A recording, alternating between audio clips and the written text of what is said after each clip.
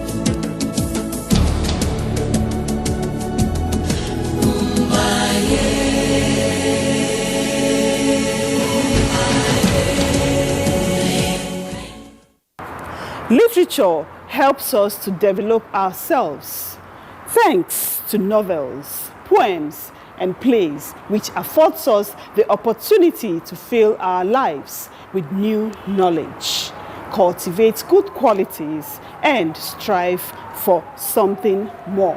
As a tool for awareness, literature criticizes society by pointing out the evils and other injustices around us.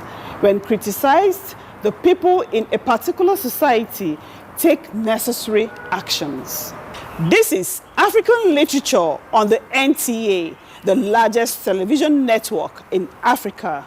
It's my pleasure to have you on this edition. Nena Basi is my name. Stay with us.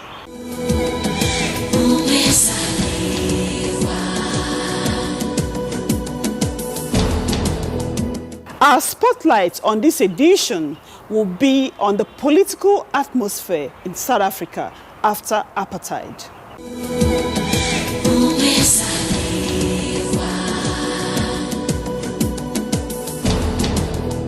South Africa's transition from racist apartheid regime to a democratic rainbow nation in 1994 is admired worldwide. Its apparently peaceful reconciliation and emerging economic power made South Africa a trusted global player. Nevertheless, with the African National Congress ANC in power for over 20 years, one would have expected transition from former racist and colonial structural policies. Although the so-called Rainbow Nation proclaims unity in diversity, racialization and identity politics in South Africa have not evolved much from the apartheid pattern.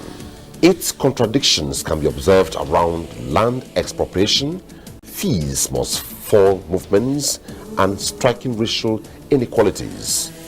Where does the Rainbow Nation stand after Nelson Mandela? Are its ideals of social justice and equality sustained in today's Rainbow Nation? Zukiswa Vanna, a female writer, captures the political climate in South Africa after apartheid and the political feelings and inclinations of the people in her novel, London, Cape Town, Joburg. London, Cape Town, Joburg by Zukiswa Vanna was published in 2014. And it's really a story about the unraveling of the South African dream. When we were all young, you remember how that Free Mandela, anti-apartheid struggle, and, we had all that because the entire continent had a dream about South Africa, that we would liberate South Africa and South Africa would join this Committee of Nations, and when Mandela came out, there was this idea of a rainbow nation, including black, white, Zulu, Xhosa, everybody, and this great ideal, So her novel, London, Cape Town, Joburg, follows a particular family, a particular South African family, which in the nature of South African history contains a mixed-race father and who is half Irish and half South African, a white British mother, a mixed-race child, and relatives who are native Africans from South Africa. So in focusing on this story of this family, she's able to explore the realities, the hopes, and the contradictions, and the destruction of this South African dream. That's what the book is about. Zukiswa Vanna's emphasis in the book is really about how political corruption seeps into the social fabric of society and goes down into the very story of a family. There's a way that the larger political context bleeds into the way that societies operate. It becomes a question of, there's a character who is a rabid fan of Jacob Zuma, who was basically an ethnicist, and you have this idea of a rainbow nation and it phrased in this way. But when we imagine that this is a larger context, this has nothing to do with us, but the book itself, London, Cape Town, Joburg by Zukiswa Vanna, is set off by the suicide of a teenage boy, the son of this same Patrick and Jermaine. That's what sets it off. And when you think about it in historical terms, you've got the idea of sacrifice, isn't it?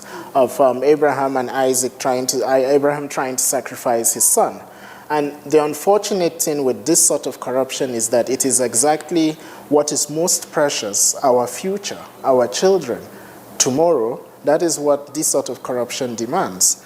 So the killing, the suicide, if you want to believe it, or the homicide, which is visited on Zuko, is emblematic of a sort of way that we have lost our future as a continent, not just as South Africa. Themes spotlighted in the novel include loss of innocence, mourning, how Africa has become, and how relationships fare. I think her major theme is about the loss of innocence, isn't it? And how at the very beginning of the story, the devil was already in the details. If we go back to the biblical account, when Eden was created, the snake was already there. The worm is already in the fruit, and that's it. So she takes the South African story and tries to show that right from the very beginning of it, when we're saying Rainbow Nation, there were things that were dividing those rainbows into colors and colors into sub-colors and all of those things. So the Rainbow Nation was a dream that we had, but it was not a dream that was focused on any sort of reality, particularly because we're not willing to walk towards that reality. So in that sense, you can look at her theme as being a sort of mourning. She's mourning for what South Africa could have been. And in the South African story is the African story. And in this way, she's able to enter into this experience, and we join her in mourning the promise that was African liberation in the 60s, in the 70s in the case of Zimbabwe, in the 90s in the case of South Africa, and even more recently for the case of South Sudan. And this is her major theme, really. A writer tends to try to show you a different way of looking at yourself, in the hope that perhaps when you confront that mirror, you would see yourself for what you have become and try to maybe retrace your steps a little bit. So that's what the major theme is, really. It's to look at how we have become. Zukiswa presents her characters distinctly. Some of the most effective prose written on this continent has been written by Zukiswa Wana. And in order to see it, we see how her characterization works, such that it does not take a long time for her to establish the individuality of these characters. We can see Jermaine as Jermaine very quickly. We can see Patrick O'Malley, we can see him the way he is very, very quickly. And Zuko. The text is set in London, Cape Town, and Johannesburg. Like the title of the book says, London, Cape Town, Joburg. So the book is set in three major cities. London, which is where the two principal characters meet, and then they move to Cape Town, and then they move to Johannesburg, which is the capital of South Africa. So, but the beauty with what she does is, around these characters in these cities, she's able to weave a supporting cast of relationships, of friends, of family, of insecurities, of certainties, up until to the time where Patrick marries Jermaine. There are lots of options, lots of moving parts. And then this independence thing happens, the return to black majority rule, the return of Nelson Mandela, and he's South African. He's got a good education, a good degree, and it's only natural for him to return home. Even in Nigeria, we had that whole generation of brilliant people who were running away from Abuja to all the ends of the earth, and with the return to democracy, a lot of them came back to the country. Right? So we had that sort of situation, and that's how he winds up in the second city, which is Cape Town. Cape Town is a lovely, lovely place in the south of South Africa. It's right there by the Indian Ocean, right at the tip of the continent. But when he gets there, he's restless. This is not exactly what he wants to do, and that's how he winds up in Johannesburg. And Johannesburg is the center of political intrigue, black empowerment, ANC state capture, and several things. And it is in Johannesburg, fittingly, that the tragedy of the book occurs, which is the killing, the suicide, the homicide, however you want to say it, of the boy Zuko. The language is epistolary nimble and extremely effective, which is told in epistolary diary entries, and gradually these diary entries come, and then gradually they build up to the suicide of this teenage boy. Side by side, the story of his parents who are telling their stories from when they met and the move and how it degenerates. So her language is very, very effective. It's a very ambitious novel. And in order to be able to pull off such a novel, such a project, really, such a writing project, you have to have prose that is both nimble and effective. And I think that's the hallmark of Zukiswa Wana's writing. It is nimble, but it is also extremely effective. She is seen as one of Africa's most prominent writers. Zukiswa Wana is one of those quintessential African writers in the sense that she was born in Zambia. I believe she was born in Zambia, but her father is South African, her mother is Zimbabwean. She schooled in Zimbabwe, studied in Hawaii, and currently lives in Kenya, where she's married to a Kenyan, the blogger James Murua, and there she's raising her son. So she has that very Pan-African mindset, and perhaps the reason why her childhood was so scattered over various cities is because her father was very involved in the anti-apartheid struggle, which plugs her into the larger Pan-African movement in the sense. She has been here in Nigeria. She judged the Tisalat Prize a while ago. And in terms of accolades, she has been, she's part of the Africa 39 group, which was selected as those African writers under the age of 39 at that time. So she's one of our most important novelists, and just last year she was awarded the Goethe Prize by the German government. So she's sans parallel. She's one of our most prominent writers, and she has been responsible for connecting a whole lot of us. I've had the pleasure of sitting with her in Nairobi and talking to other writers on several occasions, and she has been absolutely generous with her contacts and has been absolutely tireless when it comes to pushing issues of African literature, even on the global stage.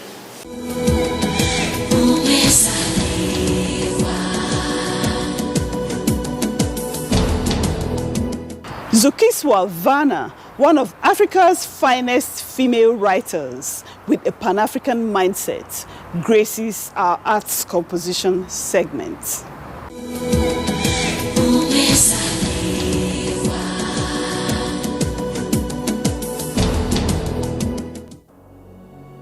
Zukiswa Vanna is a South African journalist, novelist, and editor.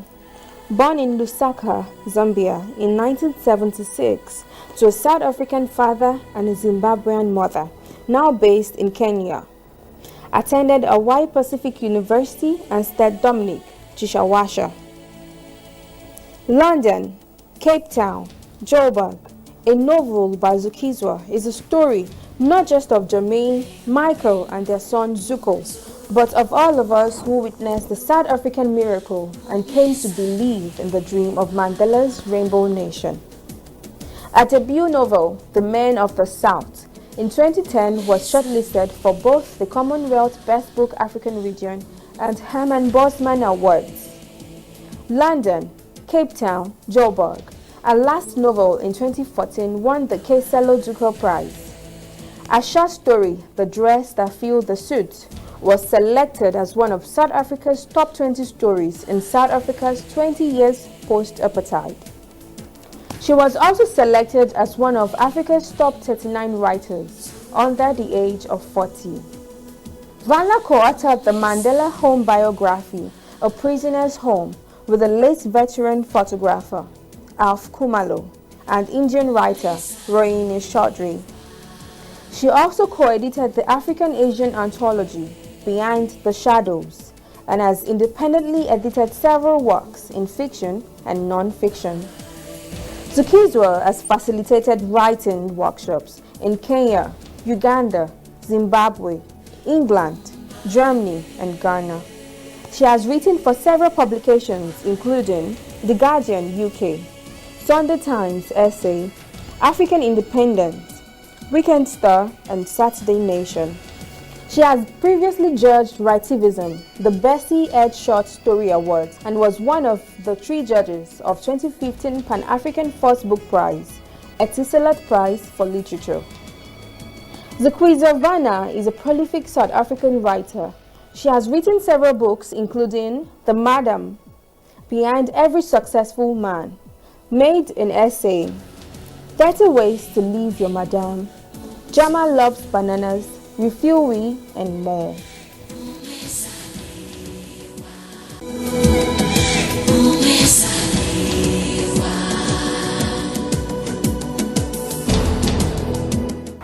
Literary instruments are major drivers in conveying different messages to the reader. Burlesque will be our consideration shortly.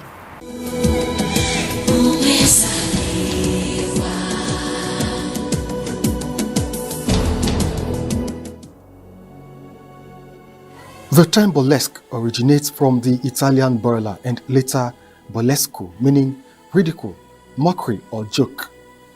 Correspondingly, burlesque creates humor by ridiculing or mimicking serious works, genres, subjects, and or authors in one of 2 ways, either by presenting significant subjects in an absurd or crude way, or by presenting insignificant subjects in a sophisticated manner. Burlesque, as a literary device, is a description of serious topics and problems, deliberately in a funny way. Burlesque's synonyms are parody, caricature, travesty, imitation, and satire. It is a kind of comic parody poetry and drama, genetically associated with folk laughing culture. It's accentuated by the conscious mismatch between content and form. Types of burlesque. There are basically 2 types of burlesque: high burlesque and low burlesque. High burlesque, where the style of the work is high, that is, dignified and serious, but the subject matter is low, insignificant, or trivial.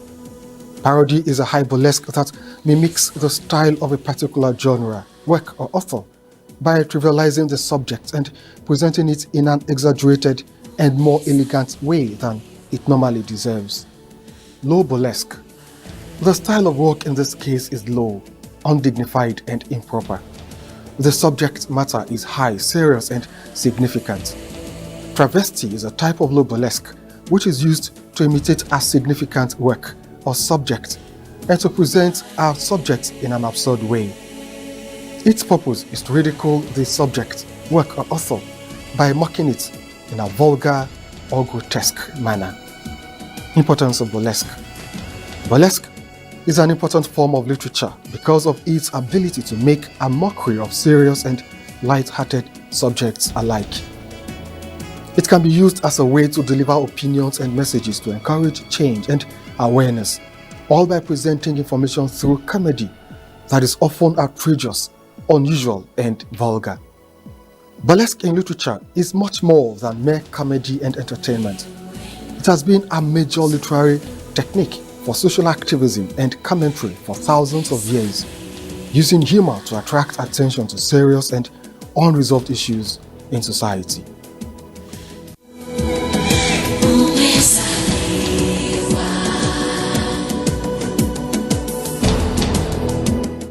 Burlesque indeed is much more than mere comedy. Our wise saying comes up next, and that will be it for this week's package. Till we'll come your way again, same time next week. Please stay safe. Bye. Yeah.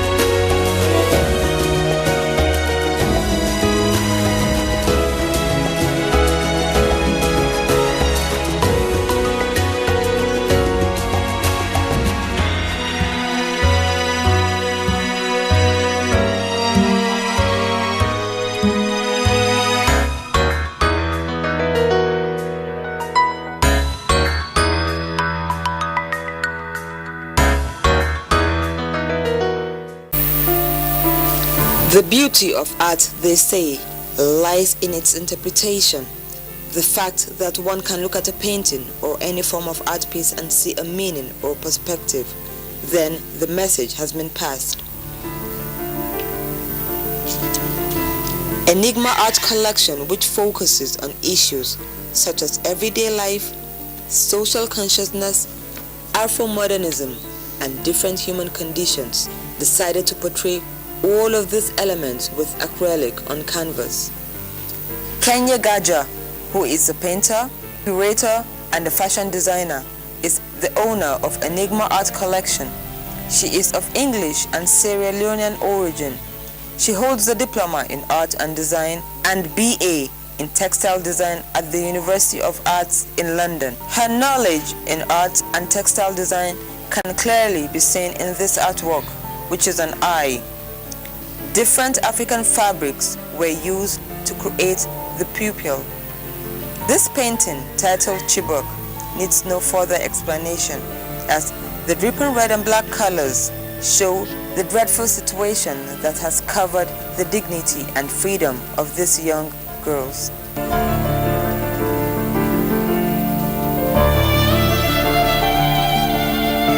The exhibition, titled Womanish, is a part of continued celebration of women, particularly using art as its media to examine, question, and criticize the relationships and roles of females in today's society. The title Womanish was inspired by a poem which explores the journey of the female form. It also celebrates the beauty, poise, elegance, and uniqueness of a woman. Kenya has used painting as a medium to pass out all of these attributes and challenges women face, and will continue to use art to reclaim the female body and strength.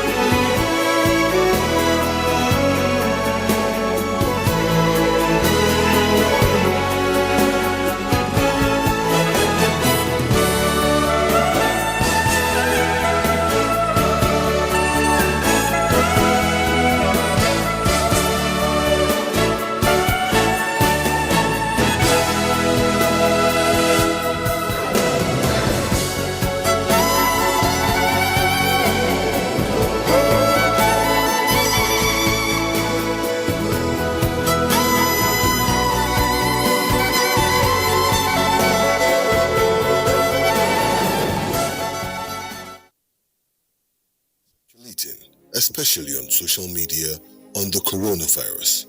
Do not believe or partake.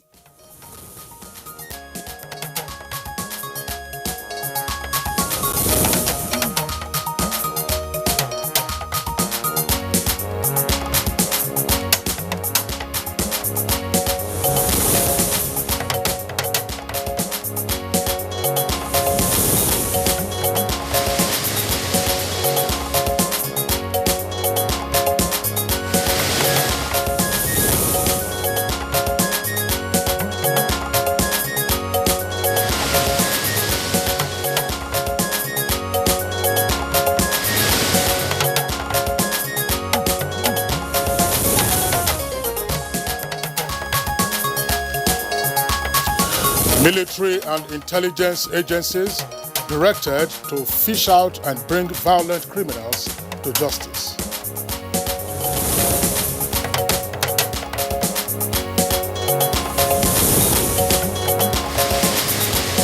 First tranche of Oxford AstraZeneca vaccines for COVID-19 arrived in Nigeria.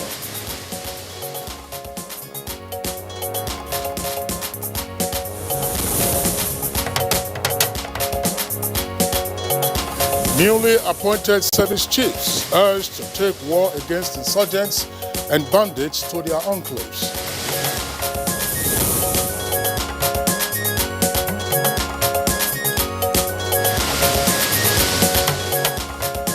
And on Good Morning Nigeria today, our focus is on averting a food blockade crisis in Nigeria.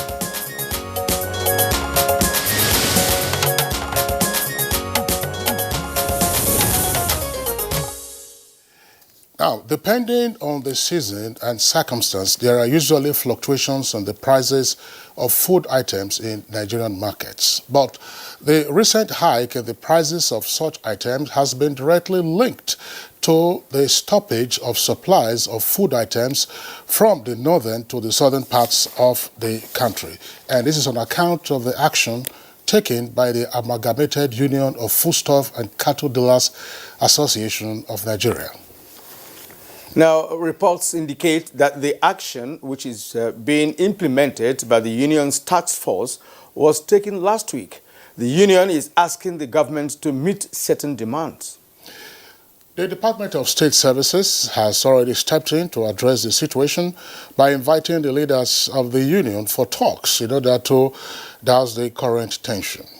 Well, we also hear that concerned persons and groups, including the Arewa Consultative Forum, have expressed worry over these developments, adding that Nigeria is not at war with itself and an amicable resolution must be reached in the interest of all parties.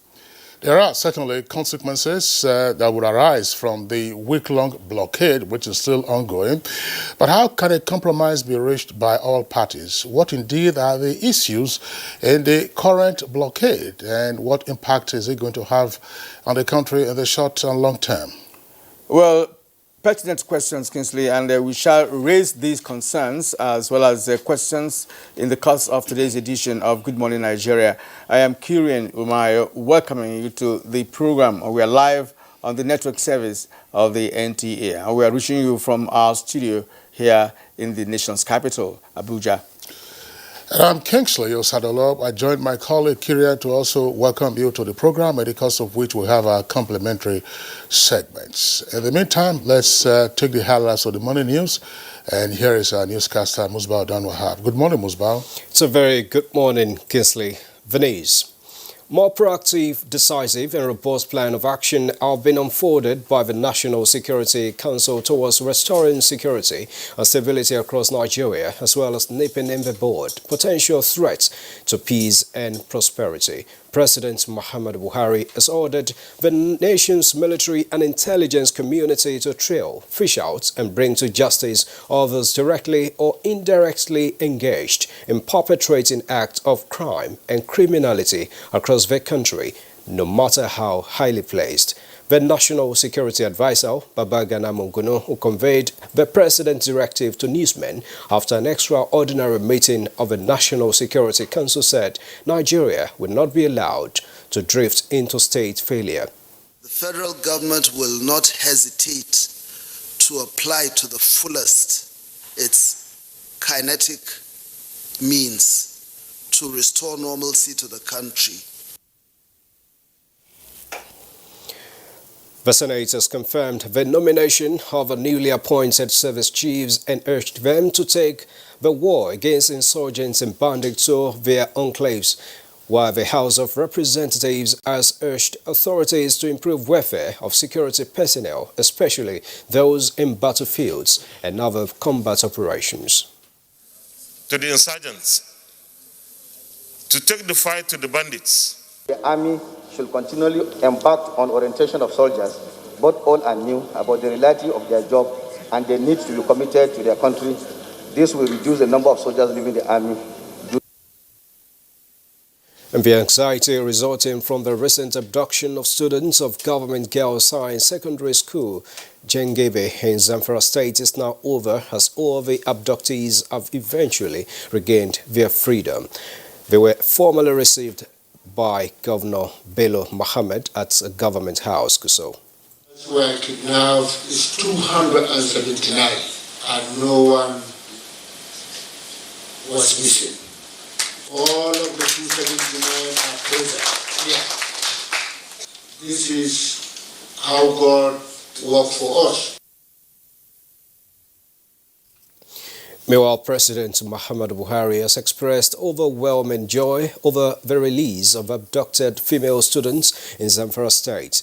In a statement by Senior Special Assistant to the President on Media and Publicity, Garuba Shehu, the President said he joins the families and people of Zamfara State in welcoming and celebrating their release of the traumatized female students. President Buhari said he was excited that their ordeal came to a happy end without any incidents, adding that being held in captivity is an agonizing experience not only for the victims but also their families and the government. However, the president called for greater vigilance by the people so that human intelligence could be collected early enough to nip the bandits' plans in the bud.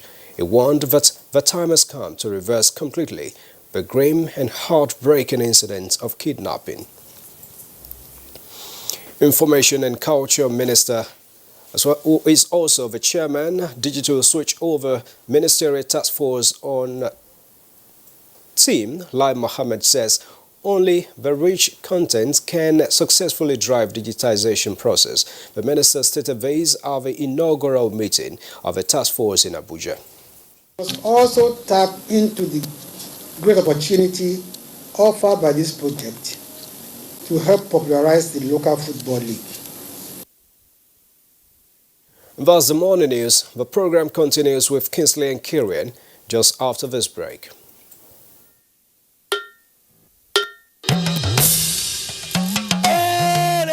I bring you wonderful news. The village headmaster is coming back to your screen. Mo wire abi mi o wire.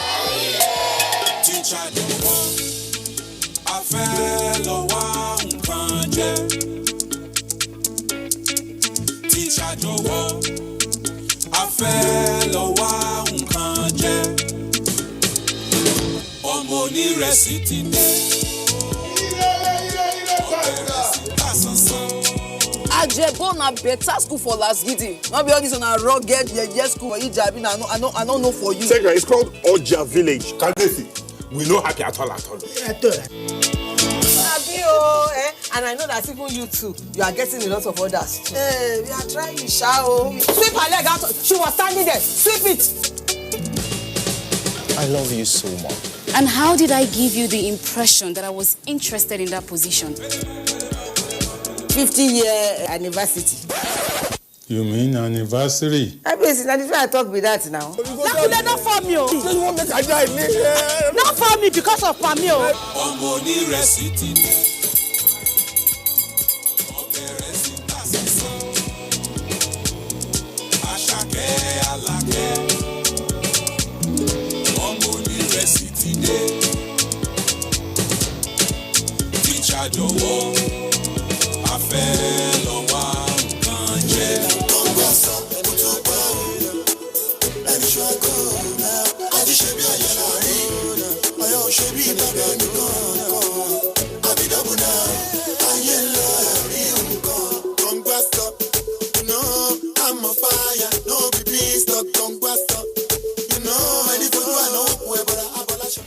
Airtel is saying thank you to all loyal customers in the Airtel Thanks Cash Token Rewards. Each subscriber stands a chance to win up to 100 million naira every week.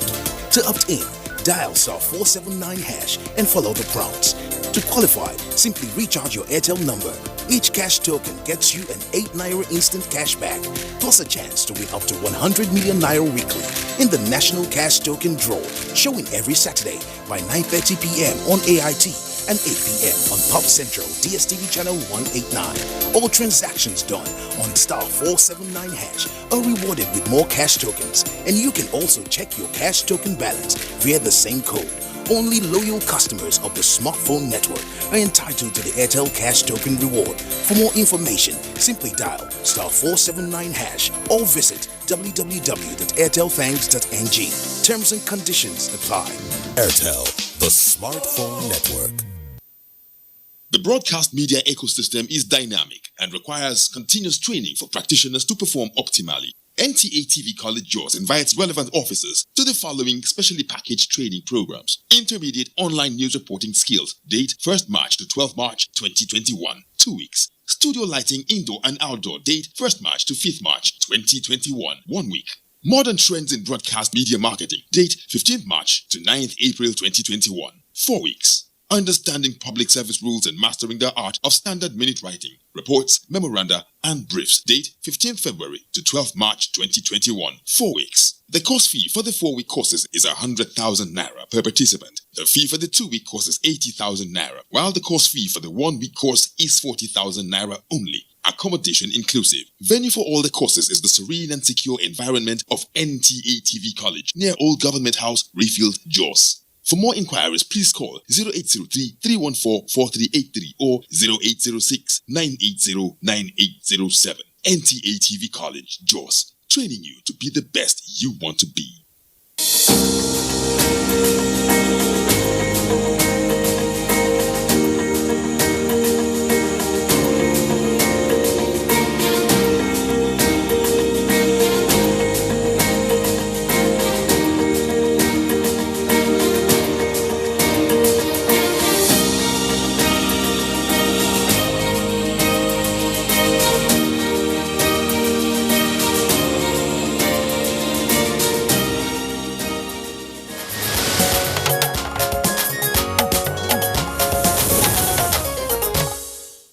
You're watching Good Morning Nigeria. I was glad to have you with us up to this moment. Now let's go business. State governments joined to key into federal government's efforts at boosting cotton production in the country. Here now is Kunle Adeye for details. 2015, agriculture has been identified as one of the subsectors that can aid in achieving the federal government's vision of diversifying the economy. The Anchor Borers program has helped in achieving a rebirth in this sector of the economy. Cotton production, which at the time was abysmally low, is now experiencing more participation courtesy Anchor Borers program. President, National Cotton Association of Nigeria, Anibe Achimugu, has emphasized that involvement of state governments will encourage participation. One thing that we need to do is to open more land up for cultivation. That's one. Two, we need to mechanize. Cotton is unfortunately tedious, especially when it comes to harvesting, whereby, for instance, you harvest up to 3 times before you call it a day. Mechanized harvesting, introduction of that will help. He, however, said one of the factors working against cotton production is smuggling. With business news, I'm Kunle Adeye. Thank you very much, Kunle Adeye, for the business package. Coming up next is newspaper review.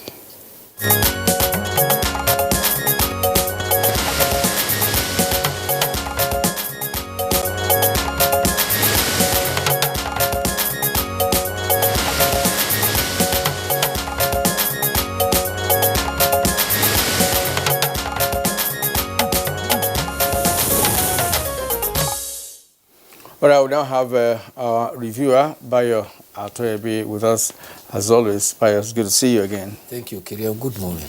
Good morning, Kingsley. Right, good Bayo. morning, Nigeria. Good to see you. Kirian?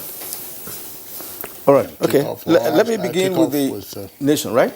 All right. Okay. The Nation newspaper.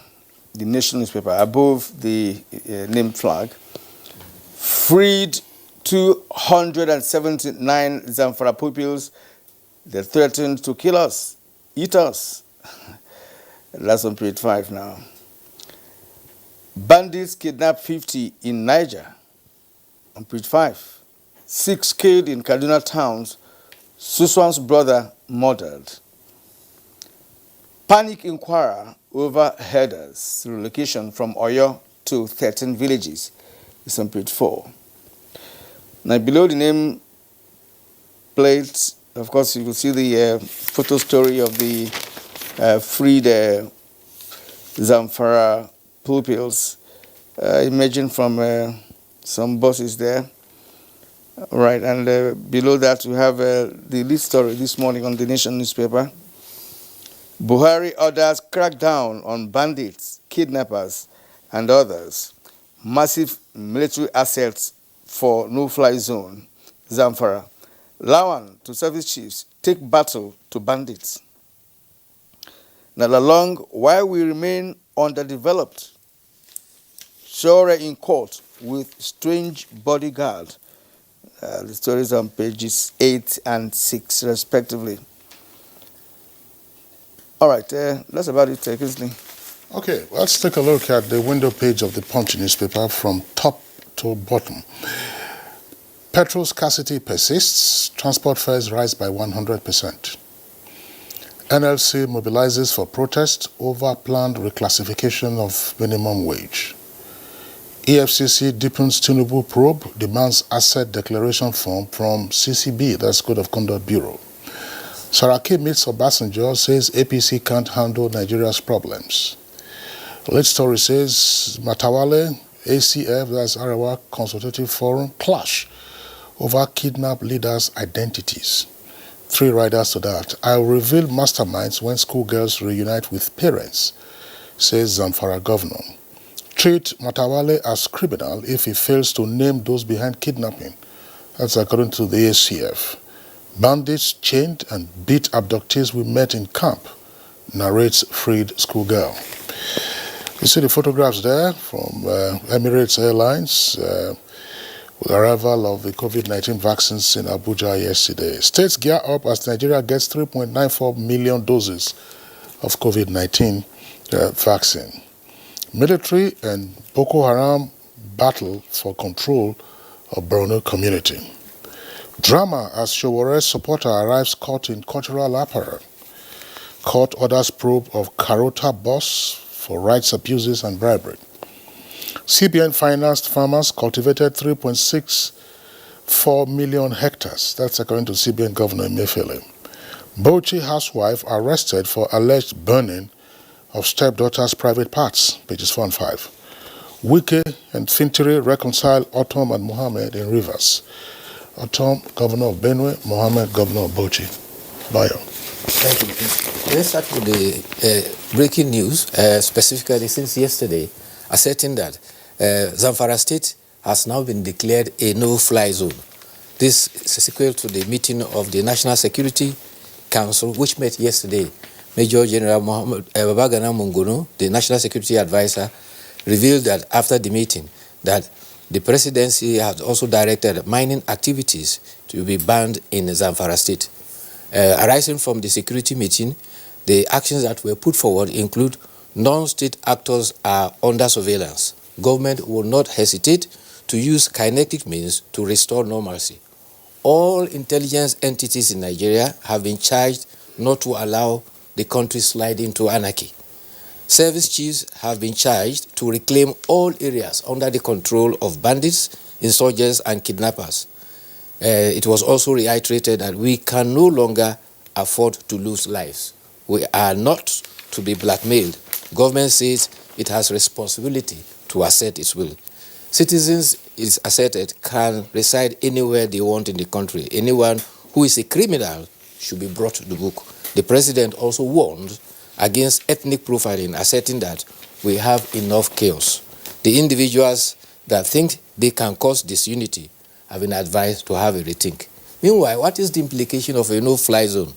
It is an exclusion area, a territory established by military control power over which no other aircraft is allowed to fly. If you tend to fly, the aircraft that violates that risk being shot down. Meanwhile, Governor Bello Matawale of Zamfara State has said that he thinks that the federal government is not understanding the situation in Zamfara appropriately. He, however, said that, well, he will allow them carry on with their no-fly zone and their kinetic measure. Matawale expressed this while receiving the chairman of the Governors Forum as well as the APC Governors Forum in Zamfara. He says, let them go ahead. He expressed no fear of anyone, asserting that insecurity had predated his administration in Zamfara. Said Nigerians are waiting to see if the bandits will be crushed. Meanwhile, as gunmen had abducted 50 passengers who were in transit in Niger State. So far, there is no information about their whereabouts. Meanwhile, students that were rescued, the Jangabe Government Girls Junior Secondary School girls, have also narrated their experience.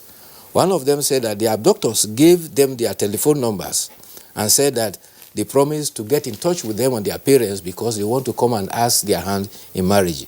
One of the students said the abductors advised them to abandon school and get married. They also indicated that the bandits are very afraid. Whenever the military jets hovered over the area, they tend to run and take cover.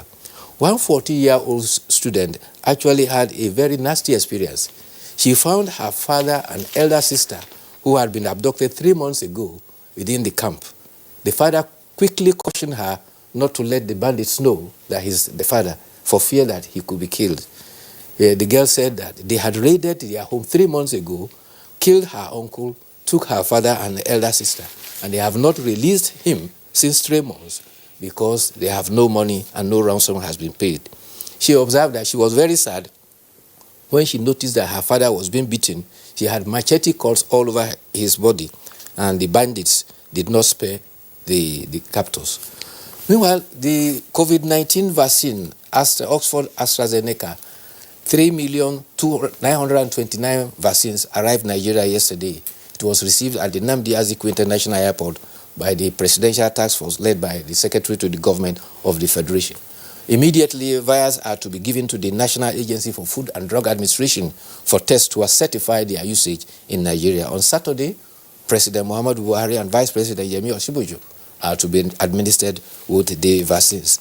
The National Primary Healthcare Development Agency has launched a portal from which you can now register and indicate when you want to be vaccinated. I tried it yesterday, but somehow the template for the Federal Capital Territory, the one for local government and ward, it refused to open. So it makes the registration a little bit difficult. So they need to be very vigilant on the portal. On the world scene, the World Health Organization, the Director General, Tedros Ghebreyesus, has expressed concern that vaccine now is being used as soft power. He says vaccine diplomacy has become an application where poor countries will now begin to recognize those who came to their assistance during their need for vaccines. He said presently 237 million vaccines will be available in May for 142 countries. As at yesterday, Nigeria had 479 new cases in 22 states and the FCT. We recorded 8 deaths. This has brought our national total of cases to 156,496, as well as 1,923 deaths. So far, we have 20,022 of our compatriots who are undergoing treatment across the nation. Well, all right. I think that there is some curiosity about the response of the Zamfara state governor to the latest set of actions undertaken by the federal security agencies, including, excuse me, the imposition of a no-fly zone. The governor remarks somewhat sarcastically that there are more fundamental issues, and they will see how the no-fly zone works. The governor is the chief executive and the chief security officer of the state. Is he working in collaboration with the federal government, the state, or he is working on his own and allowing the federal government to work on their own to see what the outcome of the federal government's efforts would be? I think this is a major national issue. Exactly. And the governor ought not, to act as though, he were in competition with the federal authorities. I think the man has been in touch with some leaders of the kidnappers. He believes in amnesty or any form of arrangement with the kidnappers. Right. And I also want to believe that he should have been contacted or have a conversation with him on the issue because he's on ground. He's on ground in Zamfara State as the chief executive. He should have been contacted by the authorities concerned to say, look, what is on ground here? What has been your experience like? what form of action would you want us to take in the first instance? So perhaps because he wasn't contacted, he's making his own views known. Kirian, Governor Zulum of Borno is in and out of the presidential villa. And the reports are usually on air, and even in print. To brief the president. To brief the president, to indicate, look, these are the latest incidents that we have had. This is what we are learning. This is what we are suggesting. First, you don't have control over troops or over forces, so you can't sit in your enclave. On the one hand, ACF is challenging him to name the alleged sponsors of the bandits. The governor had earlier said, by the way, we had him on Good Morning Nigeria yesterday during the ceremony where they were receiving the freed students. What then is the issue? Why don't you cooperate with the federal government? If you have the names of the sponsors of the bandits, give them to the authorities. I think it's a question of perspective. The governor of Zamfara believes in non-kinetic measures. He has adopted a strategy of moving over to the bandits, tackling the issues there, because internally within Zamfara itself, there have been clashes between the vigilante groups and the various header groups, which has escalated the crisis. And he believes he's achieving some results. However, at the national level, it is felt that kinetic measures will now be applied. For no-fly zone to have been declared, it means that there are aircrafts that are coming into that enclave. That's right. For purposes of aggravating the insecurity in that area. And that was why there has been a declaration of no-fly zone.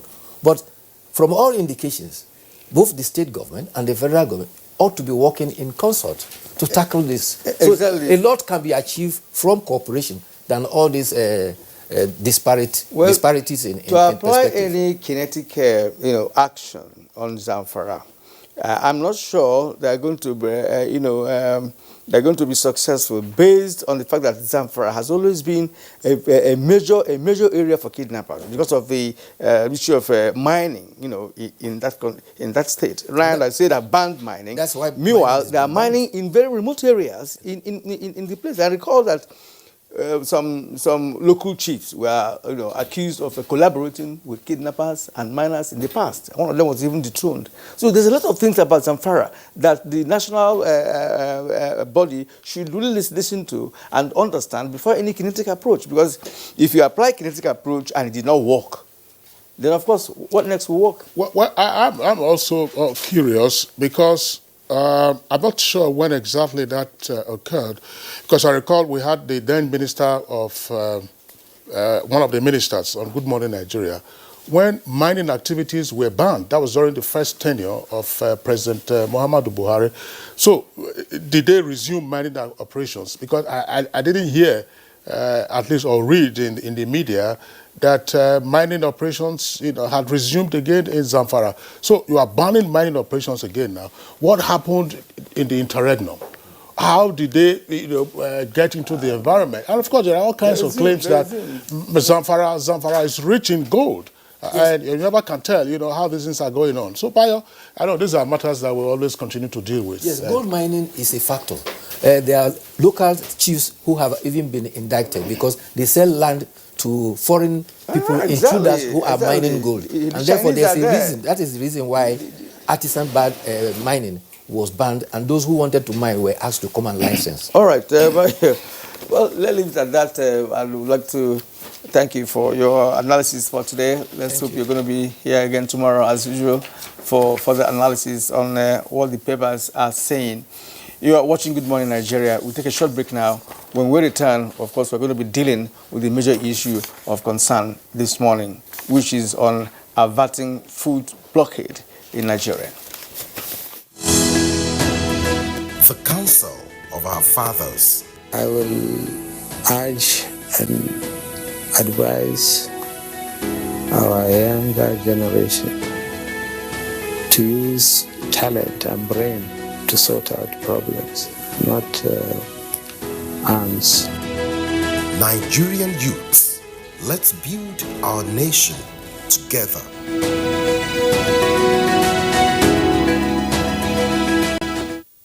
Nigerian youths are about the greatest assets the country has at the moment. It is therefore not surprising that the administration of President Muhammadu Buhari is strategically responding to the yearnings of the youth through multiple projects and programs. Youth Entrepreneurship Support Years by Bank of Industry, the Youth Investment Fund by the CBN, and several other conditional cash transfer programs. Recruitment of 774,000 social workers, majority of whom are youths, and so many other projects that are beneficial to youths directly or indirectly.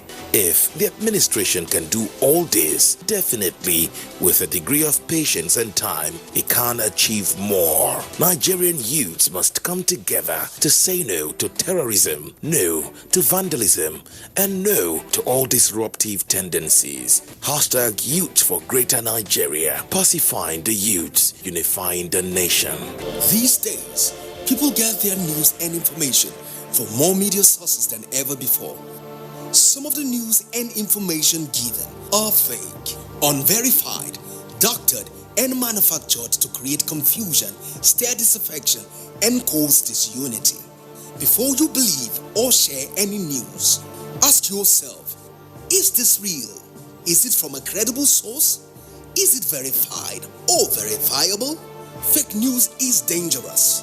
Whether you do it for fun or for political gains, real people can get hurt.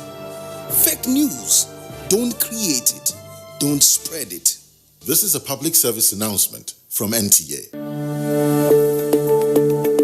The second wave of the coronavirus COVID-19 pandemic is upon us. To safeguard lives of our people, government has signed the health protection regulations, which makes wearing a face mask mandatory in public places. Wear a mask. Keep social and physical distancing. Avoid crowded places.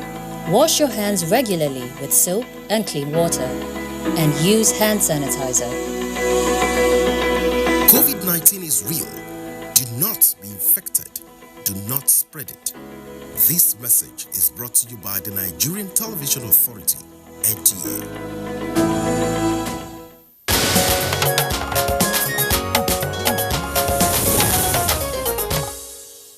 All right, thank you for staying with us. As a prompt for our conversation this morning, which is on averting a food blockade crisis in Nigeria, here is a report put together by Kunle Adeye.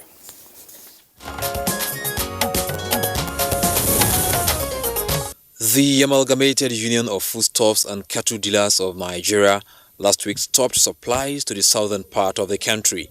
The association hinged its action on government's inability to meet its demands. Consequently, the union said its decision to enforce the strike through its task force by preventing its members from transporting livestock and food from the north to the southern part of the country is justified. State governments, groups and associations have been reacting to the latest development, describing it as unhealthy for Nigeria's unity. One group to have in strong terms spoken against the food blockade to the south is the Arewa Consultative Forum, by insisting Nigeria is not at war with itself. The Department of State Services has, however, intervened, inviting leaders of the union for talks targeted at resolving the matter. For the whole issue not to be complicated, amicable resolution has been suggested as the only antidote. With the blockade lasting for almost a week, what are the likely consequences? Will reaching a compromise by parties involved resolve the matter? If this issue remains unabated, will it not complicate other sensitive issues in the country, especially security? Guests are earnestly waiting on Good Morning Nigeria to give insights.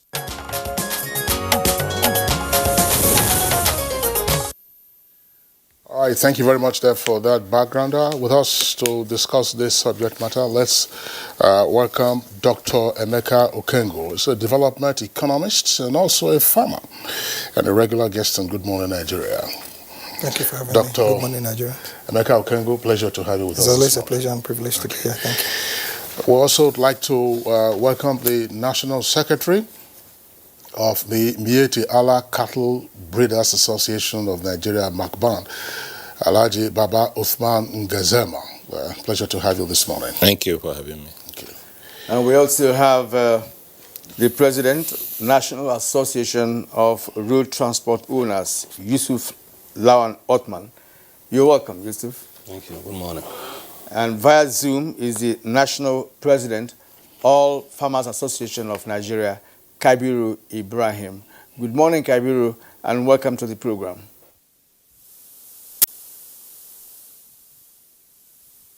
All right, gentlemen, pleasure once again to have you with us on this program. Now, what we know at this time is that the Amalgamated Union of Foodstuff and Cattle Sellers Association of Nigeria have embarked on a blockade, as it were, of supply of foodstuff and allied materials to the southern part of the country. I mean, there have been videos out of Jeba and videos also out of parts of Kogi State. These are matters that have been in the public domain, both on the social media as well as the traditional media. Let's begin by just understanding what's happening. First, with the National Secretary of NTAi. Is this an industrial action or a political action? And if it's an industrial action, what is the grounds? Well, you see, it's never a political action, considering the grievances they advance. These people have advanced their grievances. They have shown to Nigerians what happened to them during the NSAS crisis, and it's on the media. Trucks were burned, cows were vandalized, goats taken away, very clear on the social media. Foodstuffs vandalized. They have lost a lot of fortune, and from that time up till now, nothing has been done to them by the federal government, and nothing had been done to them by those states where these things took place. A lot of truck owners have lost substantial number of their trucks. Foodstuff dealers have lost a lot of foodstuff. Cows were vandalized, goats were taken away. It was very clear on the social media during the NSAS crisis. And after the NSAS, look at what is happening about this farmer harder crisis in Oyo, where a whole cattle market is banned, cattle killed, people killed. Look at what took place in Ogun, in one of the cattle markets. The cattle market was banned, cattle killed. So, and a lot of pastoralist hamlets in so many places banned, a lot of cows killed. So there are quite grievances. These people have advanced their grievances. They wrote the government. They wanted the government to come to their aid. But up till now, nothing has been done to them. So it is because of this that they issued letters, notices.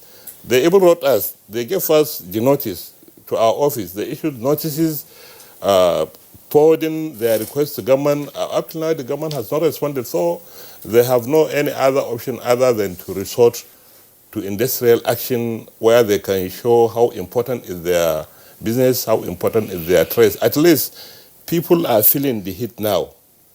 Both sides, the marketers of the foodstuff, they are also feeling the heat in the north because the prices of foodstuff, cow is going down in the north while it's going higher beyond reach in the southern part of the country. So these are steps taken by the Union of Foodstuff and Cattle Dealers in order to advance their grievances for government to come to their aid and do something. Just recently, look at what happened in the Sasa conflict, where the whole foodstuff perishable markets were vandalized, products destroyed.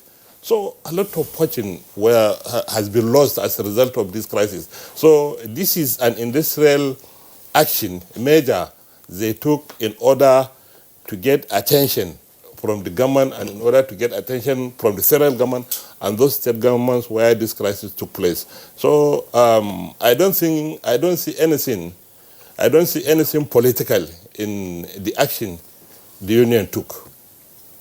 Anyway, Kingsley, before we go to Nata, I wanted to ask him this. You know, the vandalism you talked about happened in different parts of the country, right? And you said that you've written to the government. Which government? Is it the federal government or state governments where the vandalism happened? Because now, if you have to direct a letter to a particular government, you know, then we're able to know whether you have a response or not. So which government did your group write to to complain about the vandalism and, of course, present your case formally? Our group, the Miyetti Allah Cattle Breeder Association, is not directly involved in this. This is an action. This is an action that was taken by the Union of Food Staff and Cattle Dealers, quite different from Miyetti Allah Cattle Breeders Association. But we are also stakeholders because directly or indirectly our members are affected also. But from what we heard from them, they wrote letters to the federal government and most of these agencies. I think they even wrote the police, the SS, the federal government, and some of the state governments where this crisis took place. They wrote quite a number of letters directing it to those organizations that are either directly or indirectly affected. That is why we from Miyetti Allah Cattle Breeder Association also got our copy from them.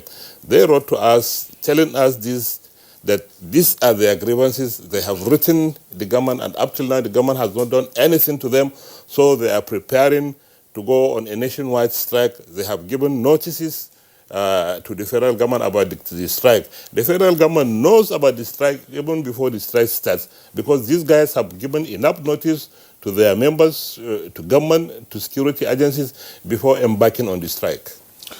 Okay, thank you very much, Baba Uthman. We'll return to you in the course of the conversation. Now, let's bring in the president of the National Association of Road Transport Owners. That's Yusuf Lawal Uthman.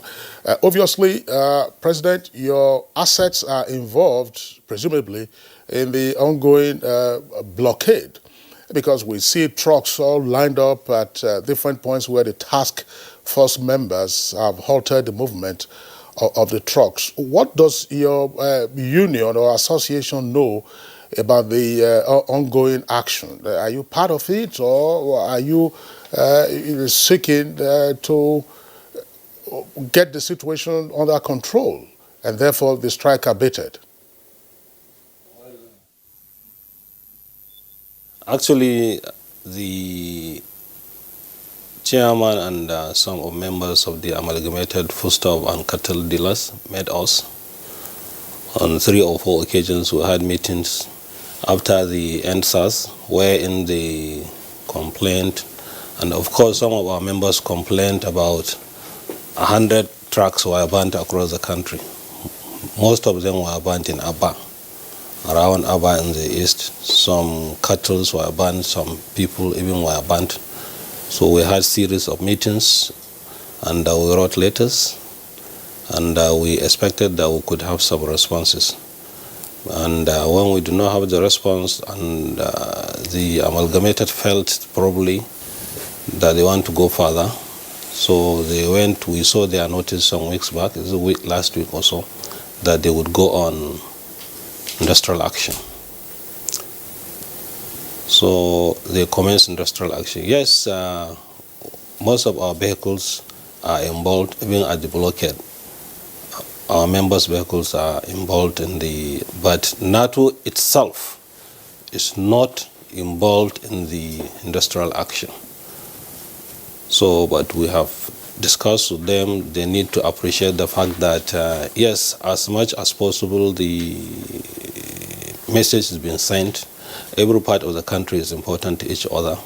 Just like you block the supply of foodstuff across the other side, it means you have brought surplus where you are, meaning that there is a disruption in prices. So everybody is affected. As much as the scarcity happens the other side of the country, yes, they felt it. But the supply is also affecting the other side. So there is need for, I've spoken to the leadership again to look at the way they are doing their things as much as possible. You know, when the NSAS crisis started in a good way, at the end of the day it ended in the sour way. So there is need to appreciate what everybody is doing, especially at this current period in the country where a lot of crisis is happening. Thank you. All right, thank you. Let's bring in the national president of all Farmers Association of Nigeria, Kabiru Ibrahim. When we talk about food blockade across the country, of course, by extension, farmers are also involved. Now, how are your members taking this situation? How is it affecting your members? And what is your view about the action being taken so far, as we have heard from NTAi and, of course, NATO? Well, we are affected in two ways. As users of the food items that are carried to the part of the country that is suffering from this blockade, and also as farmers who produce to sell. We are not able to sell readily what we have for sale in the markets. I am from Katsina, and on Sundays, the Mayadwa market is well known for cattle and other small ruminants. The blockade is affecting the business. Last Sunday, we had a problem because people coming from the south to buy did not come. So most farmers came back home with what they went with to the market. And then, farmers are also members of the communities in the south. If you have turbulence in the prices of these items that the farmers do not have and they buy from the market, they also suffer. So our members are receiving two ends of the sword, because the problem is the leaders or the governors or whoever is in charge of administering peace and security do not necessarily suffer as ordinary people suffer. So I think the sooner we resolve these issues, the better. Nigeria belongs to everybody, and we should all be our brother's keeper. This kind of thing is not welcome. We totally discourage it, and it is not good for Nigeria. We are going towards or making inroads to food security, and then these things are happening. To contend with the floods, the general insecurity and all that is Herculean. So now this is a new dimension to it, and it is a sorry state. We encourage people to resolve issues without embarking on these blockades. They are not good for anyone. And most of these things are not necessarily devoid of politics. For anybody to say that we will punish people from certain regions of the country by withholding what we have, it's both political and industrial. So you cannot divorce the two from each other. The whole idea is this: if your mindset is such that you look upon Nigeria and the Nigerians as your brothers, you will not inflict pain on them. So we, as farmers, we are also citizens of this country, and we will not condone and we will not encourage industrial action of this nature at all. I don't know what else to say, but definitely we do not encourage this. If people have grievances, those grievances should be met. We are aware that certain things happened and they are condemnable, and everybody is sorry that it happened. So we should just forge ahead and make progress in nation building, not to divide our people along these lines, regional or ethnic or religious or whatever. I think the onus is on everybody to make sure that there is peace in this country. Even the idea that we might be able to sell these products elsewhere outside Nigeria, it's going to be laughable if in the end a part of Nigeria is suffering a deficit of these items. I mean, I don't know why we should feed people in Nigeria Republic to the detriment of the people in southern Nigeria, for instance. So I think I do not subscribe to taking these kinds of actions against any part of the country. But what if the things that come from the south are also prevented from coming? What happens to the people in northern Nigeria?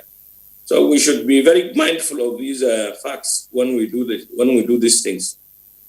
I'd like to stop here, but I will contribute further when certain comments come out again. Thank you. All right. Thank you very much, Architect Kabiru Ibrahim, for your opening comments. So we'll certainly return to you in the course of the conversation. Let's bring in now Dr. Emeka Okengu. Dr. Emeka Okengu, I mean, just in broad strokes, what's your reading of the situation? It looks quite unusual for us to be having this when there's no formal declaration of hostility. No, I think it's very usual, and I think we should be able to decouple the facts. Okay, let's be able to identify what we're talking about here. The first law of business is that you want to make profits. The second law of business is that you want to hold your business in a peaceful environment, which is why tying it to government, the first demand, from us as citizens is that government must be able to provide security, and then the enabling environment for you to be able to do business. I'm very happy with what Alhaji Gassama had said. He first and foremost said that this is not political, it is purely business. And then he went on to elicit why, he felt that they needed, or the people who did, because he says it's not directly involved, needed to do what it is they've done. Now, from what everybody has said, there are 4 or 5 issues you can clearly decouple or identify. One is that there's a failure of security. Okay? 2 is that there's a failure of synergy. 3 is that there's a failure of protection. And when I'm talking about protection, there are 2 kinds of protection here. Protection of investments and investment inputs. And then, a compensation or recompensation of losses to your business. Okay? When people talk about goods coming from the north, a lot of people also forget that you have farmers who are southerners who are also, running ranches, running farms in the northern part and trying to move this thing to the southern part of Nigeria. Now, when you look at it from that purely economic perspective, you cannot but try to see reason. Okay, with somebody who says, I lost my trucks, I complained to you, I haven't gotten a response, nobody is paying me any compensation. And then we begin to now ask a question, where is NAIC in all this? Where is insurance in all this? Okay, where is the police in all this? Now, where are the agro-rangers in all this? That is one part of it. But like anything usually in Nigeria, you always see some people who want to, sometimes for the right reasons, start making mountains out of molehills. Because for all I know, it's looking as if, the whole of Nigeria has been shut down. Okay, nobody is getting anything moving from the southern part of Nigeria or northern part of Nigeria to the southern part of Nigeria. I do not think that that is truly the matter. I think that this challenge was basically on that Jeba, axis going towards the southwest of Nigeria. And for whatever it is, what I thought would have happened is not for the DSS to invite NTAi for reconciliation. What has happened to the Nigerian Labour Congress? What has happened, to the trade unions? Why are people not talking at that level of, okay, let's even understand what this is all about?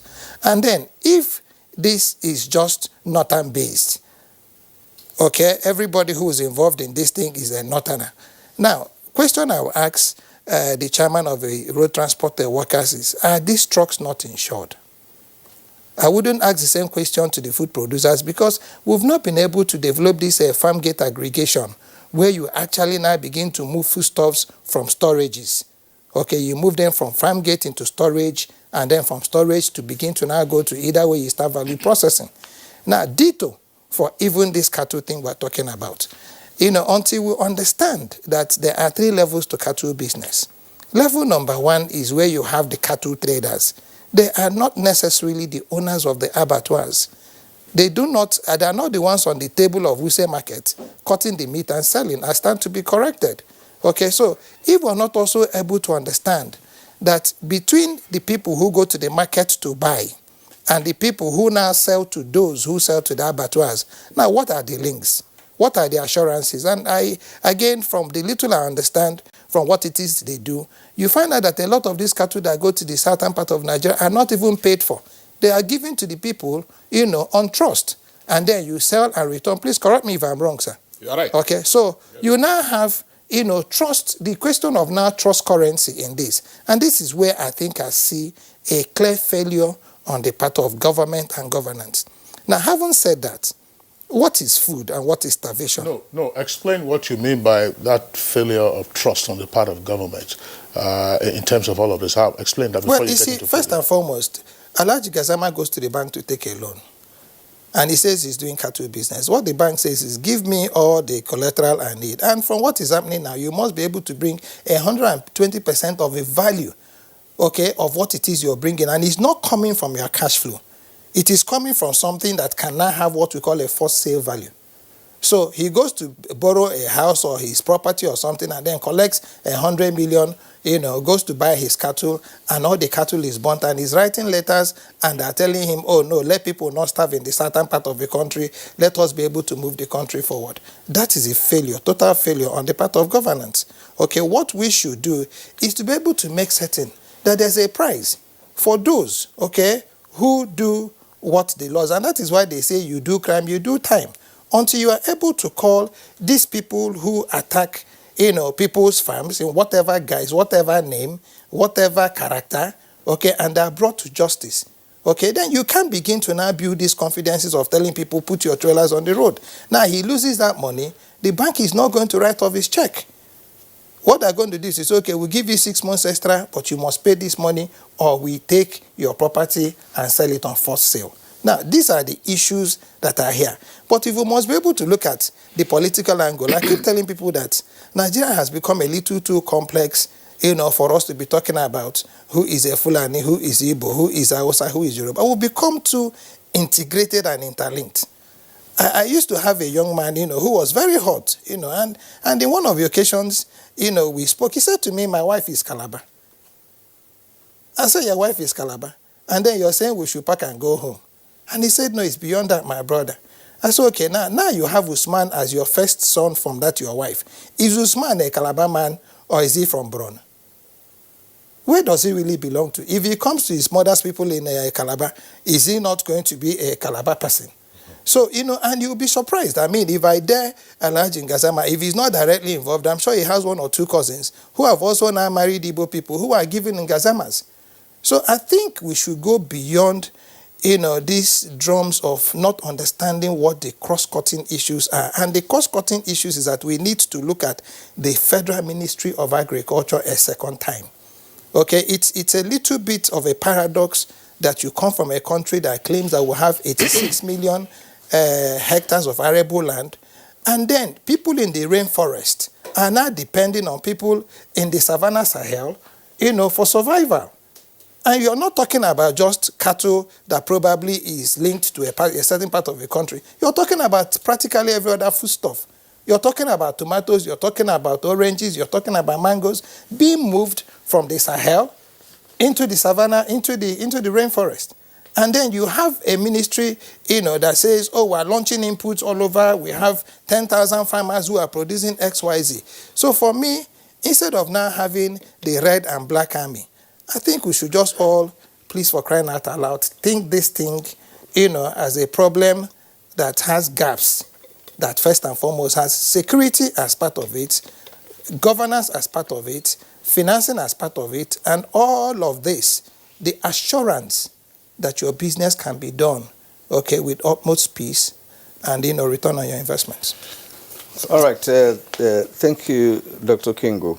Right now, we're now being joined by Deputy Inspector General of Police, retired, Habila Joshak.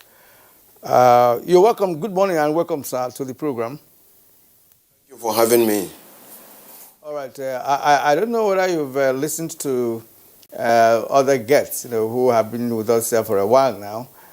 If not, and I know that you understand what the situation is like across the nation now. We're talking about the food blockade embarked upon by the Amalgamated Union.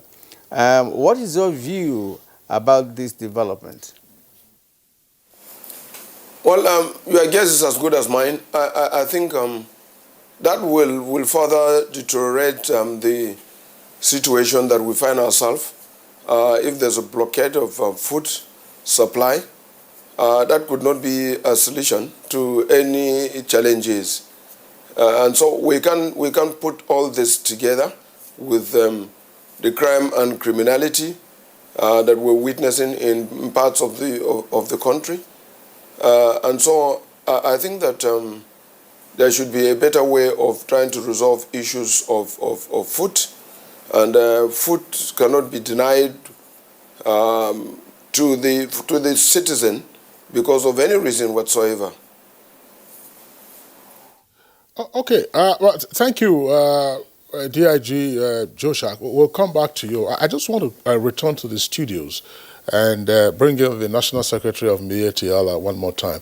Yes, your association is not directly involved, but you have indicated that you did get the notice, and obviously, I mean, your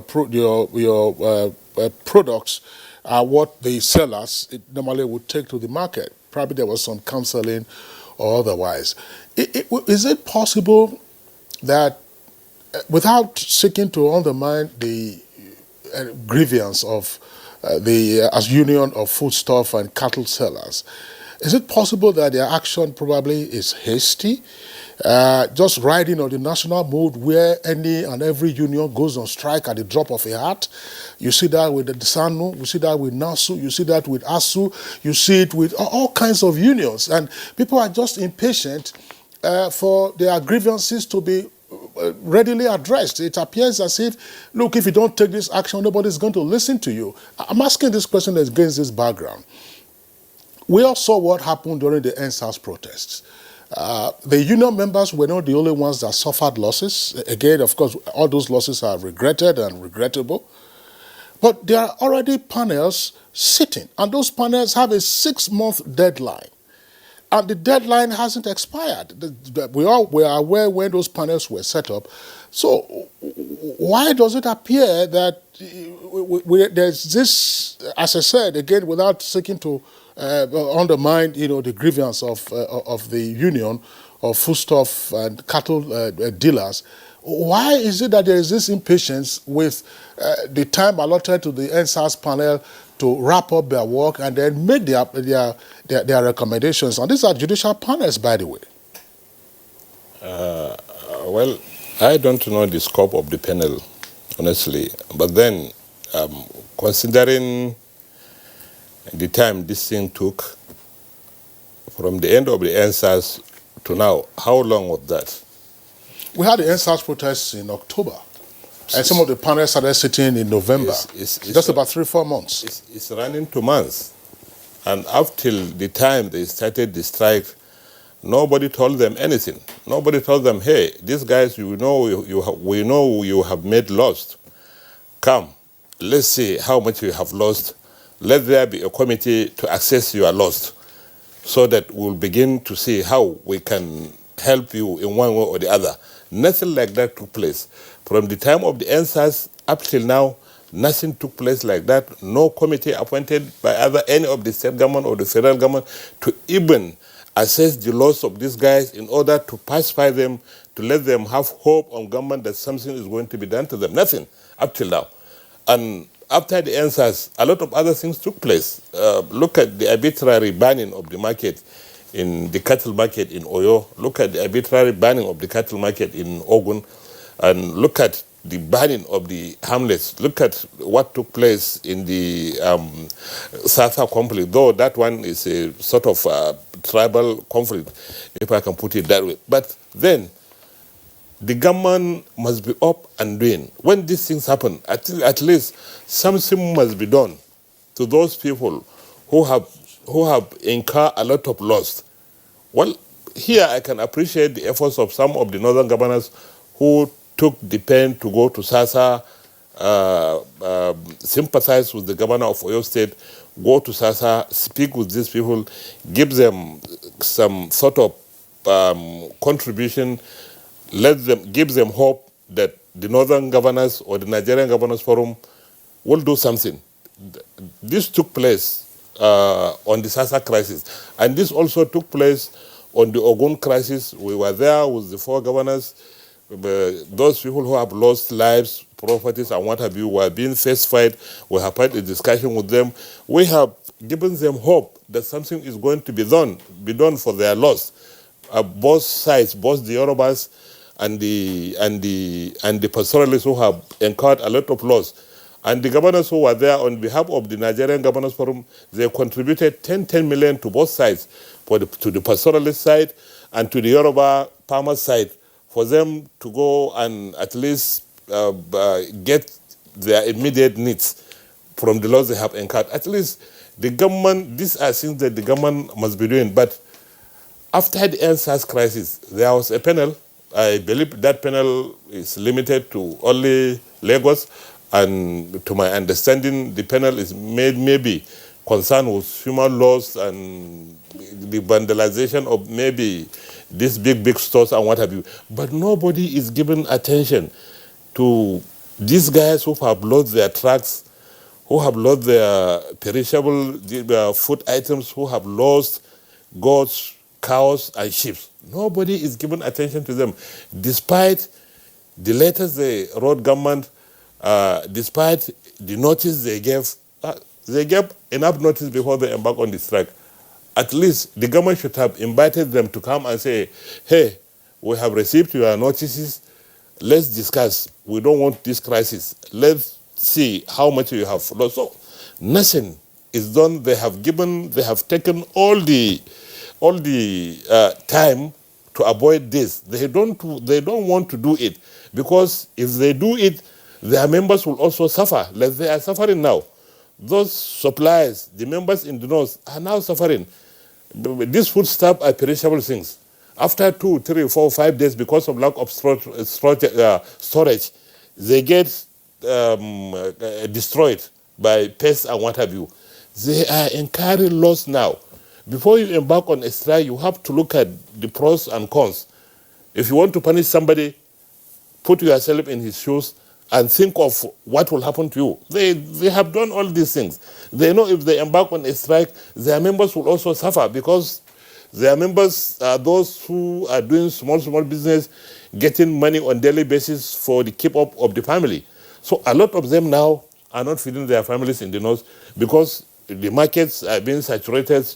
The supply is so much that beyond the consumption of the northerners.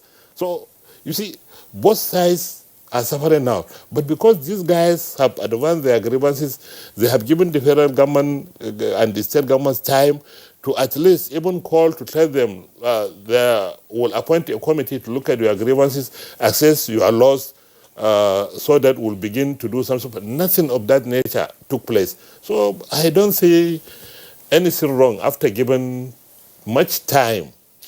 You know, Baba Osman, I'd like you to clarify this, because it's often a point of conflation for us in this country. When you say they wrote to the government, again, I know that you're not a member of the Amalgamated Union of Food Stall Dealers. Do you have a sense of who the addressee of those letters were, and why they seem not to have taken advantage of the various parts? The panels are in different parts of the country, by the way, not just in Lagos. And there is one here in Abuja under the auspices of the National Human Rights Commission. And the losses that they suffered, these are losses that impacted their rights. So to whom do they write in government? And I don't know, it's because sometimes when you say you write to government, it can be such a vague thing. On whose behalf was the panel established? If the panels were established on their behalf, they would have been invited by the panel to come and present their cases. But those panels were not established on behalf of them. They are established on behalf of other things. This is the issue. The point he's making is that they wrote letters, but they didn't get any response. No response to those letters. Perhaps, like he said earlier on, he said that letters were written to state governments where vandalism took place. The SARS aspect was national. That if they wrote letters at the national level, they must have written the letter to where? Well, you see, I represent NTAi Cattle Breeder Association, and this strike is being embarked by the National Union of Food Staff and Cattle Dealers. So I only got those information that I had because the chairman and some of his members came to my office. We had a discussion on the notices. We even told them our own view about the crisis, because if they had taken our advice, maybe we wouldn't have even had the crisis in the first place. But then they have already taken their stand. They have decided. They have widely consulted with their members and their close critical stakeholders, people like the NATO, Road Transport Workers Union, and the rest. We are also indirectly affected by this strike. So they met us. We had a discussion with them. Maybe if you can invite their secretary, will be in a better position to tell you where, whom they write, whom they wrote, what response they got, and what have you. Yeah, thanks. They've been having, they have been guests of the DSS. I don't know whether they are, you know, they were not detained, but they've been guests of the DSS from what we read in various accounts. We do hope that they'll have the opportunity of explaining in further detail. But this is, Kira, this is an issue that we can also raise with the president of NATO. To say, look, yeah, there are grievances, but you know, there are also procedures for redressing those grievances. Maybe you may wish to comment on this if you have any information as to what channels they try to get their grievances redressed, because it's not sufficient to say we wrote to government, government has not responded to us, we gave a deadline, and there are all kinds of opportunities. I mean, assuming it's an industrial action, was the Labour Ministry put on notice? Was the Ministry of Agri also put on notice? Were the security agencies notified? All of that. Do you have a sense of what is playing out? Well, actually the association met us, like I said the other time, and they planned, just like they said to Garzama, to embark on industrial action, and they wanted us and the NURTW and return to join them. So our discussion with them was that yes, much as they are affected in the NSAS Paraka, we are also affected as the owners of the vehicles. In any case, they cannot move, or they could not move their whatever without the trucks. So, but then, NATO cannot just embark on industrial action arbitrarily like that, without due consultation and whatever. And most of the issues were fresh as at then. And they told us that they have spoken to all agencies of government, but there was no action. Of course, we received their notice and we spoke. I also went to DSS in that respect, and I discussed some issues with them. But the issue is that it's unfortunate. While we sympathize with them, we look at the issue, like I said, it's a national issue, and the national issue should not be taken just lightly. As much as you want to buttress a point, you should be conscious of the fact that, of the ramifications of your actions. You know, we've seen so many of such incidences in this country where one thing leads to another, an unfortunate end, you know. Coming back to what the other speaker, the other panelist said, you know, vehicles, we've lost vehicles, yes, we've lost personnel, we've lost the goods, but you know, yes, there is insurance called good in transit insurance. Similarly, there is insurance of the vehicles. But in most cases, you will find that all those clauses in the insurance policies, you will find it does not cover riots and fracas. And whether you like it or not, the NSAS crisis was more or less of a riot or fracas. So as such, there may not be any cover for such vehicles and for such goods. So there's really nothing anybody could do in circumstance. The only thing is for government probably to come in and see how they could reduce the pain and avert future occurrences. It's an unfortunate incident, really. But then we'll have to move on. Because if we continue to do the way we are doing, a lot of people will certainly suffer both from the supply side and from the demand side, and of course there will be so many ramifications. So there is need for, having done what they are doing currently, there is need for government to come in and take decisive action on both parties and avert future occurrences. This is my view. And you don't want to talk about government this time around. Are we talking about the federal government? Are we talking about state governments where vandalism took place? Because if you say federal government, I'm not sure that the federal government will take up their issue and start dealing with what happened at the state level. But perhaps by the time after today or tomorrow, we'll be able to know how government is going to respond to the situation. Right. When I say government, I'm referring to the federal government, because these issues cut across all states in the country. You know, there are a lot of issues actually involved in movement of these goods. Let me tell you, as a transporter, when you move goods from the north to the south, you will you'd be amazed the number of checkpoints by security. So all strata of security agencies, they will stop you. Some will collect a lot of money before you go. And also when you load from the south to the north, you imagine when you have like 600 bags of fertilizer and you come across the road, security agents will tell you either discharge, so that they will check, offload and reload. So it's really a very, very serious issue.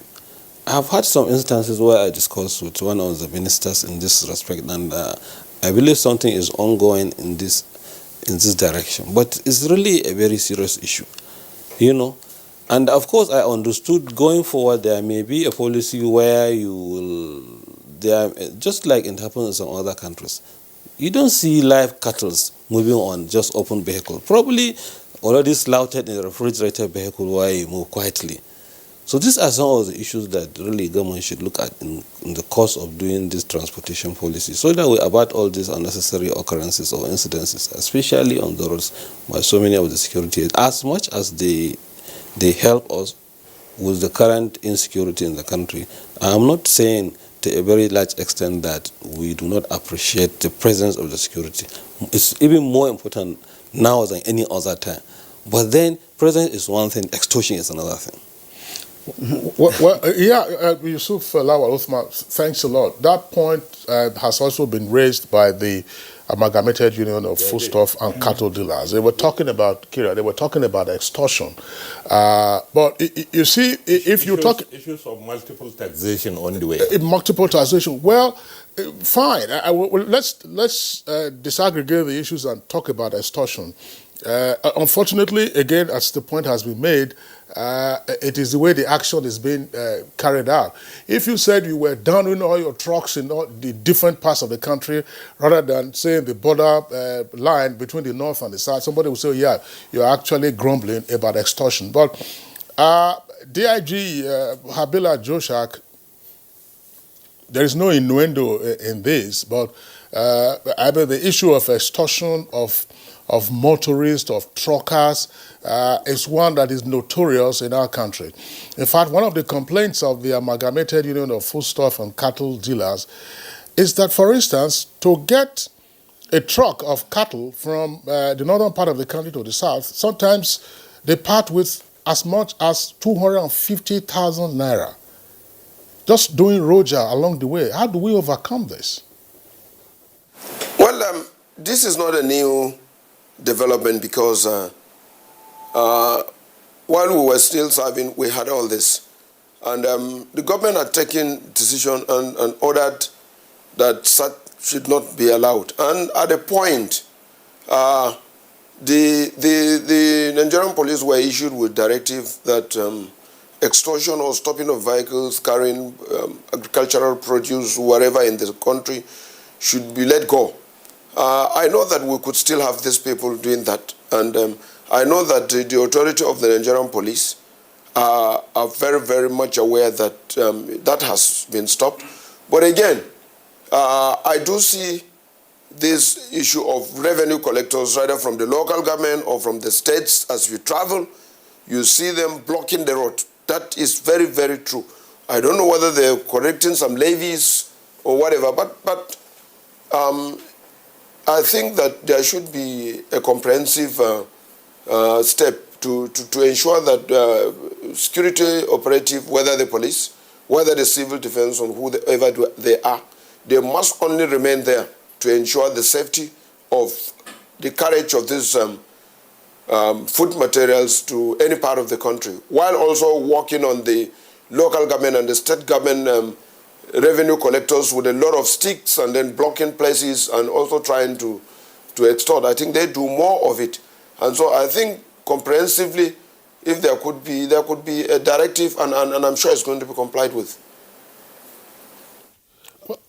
Okay, the issue of local government being involved is one aspect of this. You will see the security agents on the highways, and then when you want to cross any council area, you discover that they also come out and say, look, this is a local government levy, and you also be asked to pay something. And I have seen where such thing caused an accident along the highway because they had to pursue the truck driver, who in fact made a mistake, and eventually the truck somersaulted, and the entire goods, were just splashed on the main road.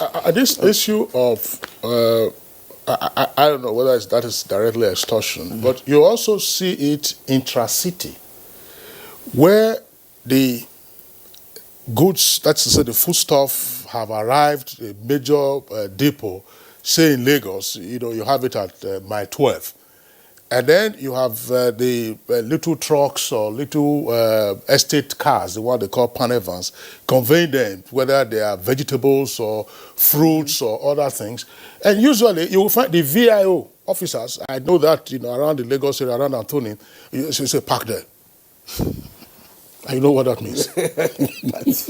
All right, let's bring in again President of All Farmers Association of Nigeria, Kabiru Ibrahim. You told us earlier on that your members are affected by this particular action. We wouldn't know whether the amalgamated union of foodstuff and cattle dealers wrote a letter to your association to enable you get yourself prepared before the action. Did you get such letter? And if you did, what action did your association take, to ensure that, yes, we are going to be affected, but then that you could be able to also cushion the effect of this action?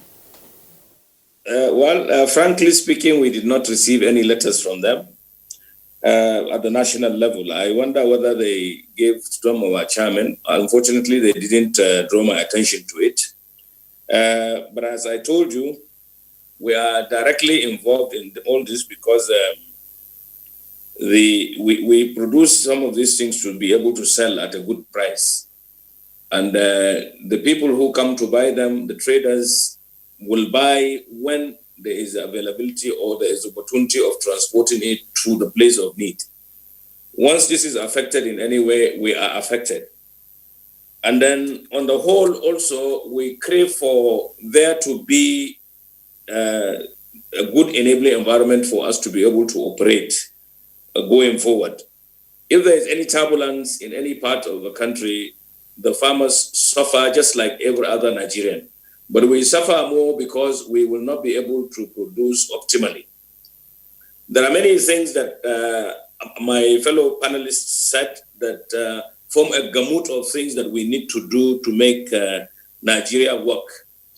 The institutions saddled with certain responsibilities must be able to work properly for there to be some semblance of equity in this country. A lot of inequity happens on the roads by the security agents, indirectly by some government agencies. I don't see why we will not have a regulated tariff on goods in transit and without really blocking or stopping transporters going there. I don't see why also people operating in other parts of the country should be put to some hardship. I mean, if we look at Nigeria as belonging to all of us, we don't want to generalize, and we don't want to say a certain ethnic group or tendency is being molested. But the reality is that some people feel that they are being maltreated. And to be able to get all these things in perspective, we need to look at a number of things. But now let us concentrate on the blockade of goods or food crops that move from one section or one region of Nigeria to the other. Now, to be able to have a seamless flow of these items, the institutions saddled with this responsibility have to work regardless of the obstacles on their path. and they should not in any way punish anybody for other people's wrongs.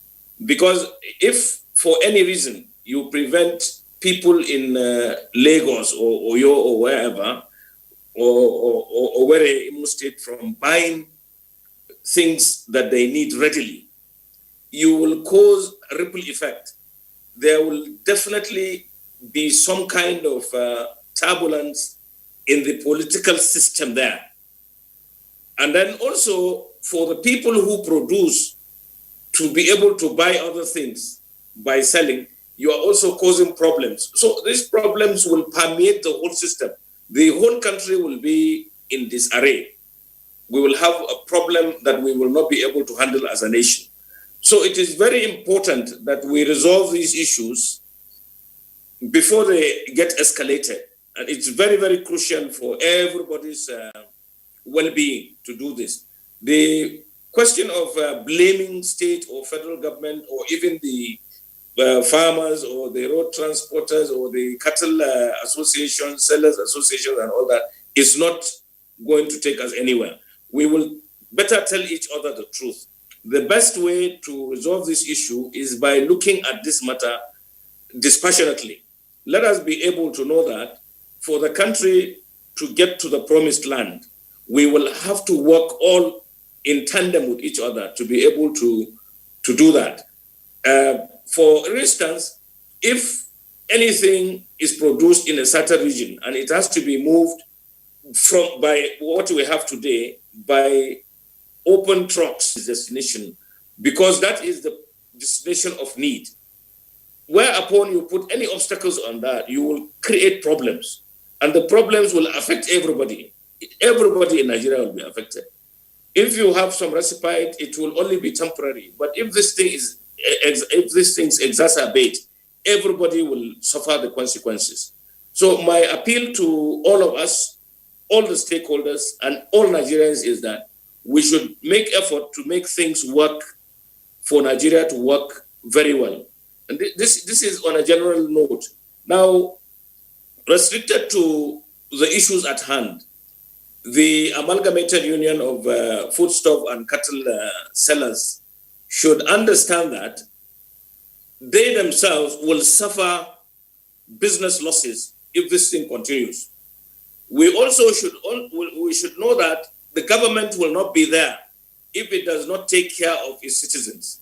If any group of people, by whatever or for whatever reason, appeal for redress, we should do this immediately.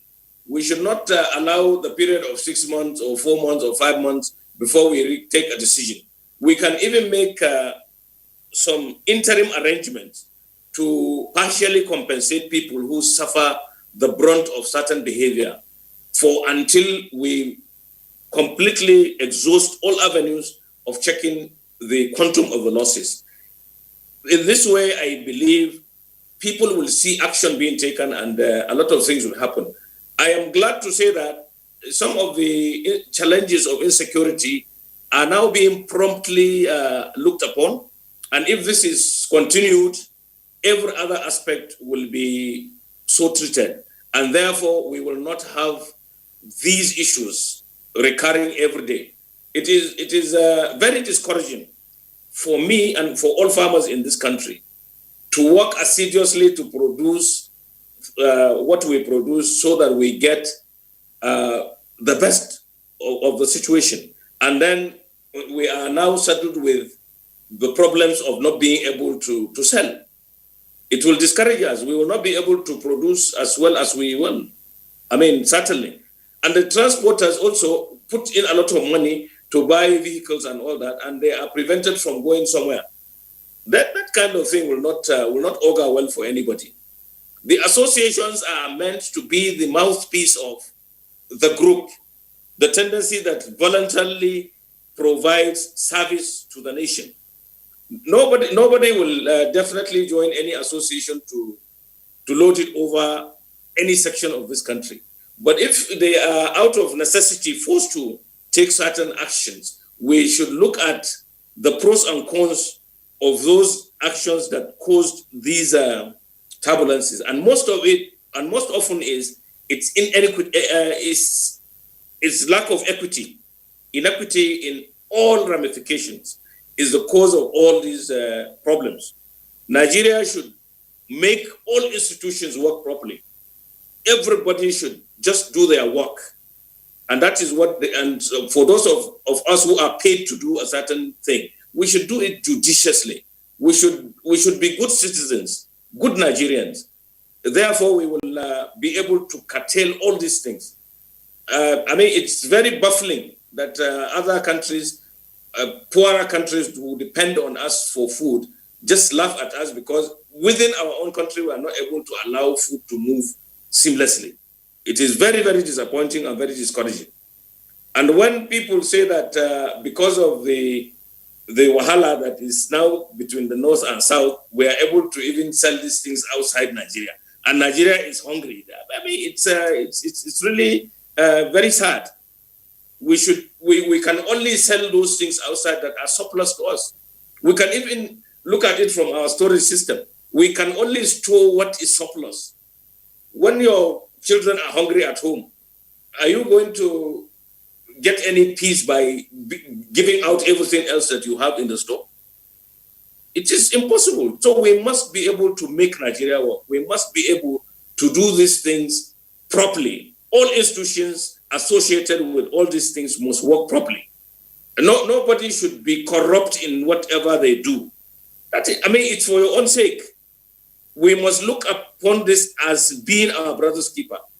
We will suffer and prosper proportionately in all these matters. All right. It only takes time.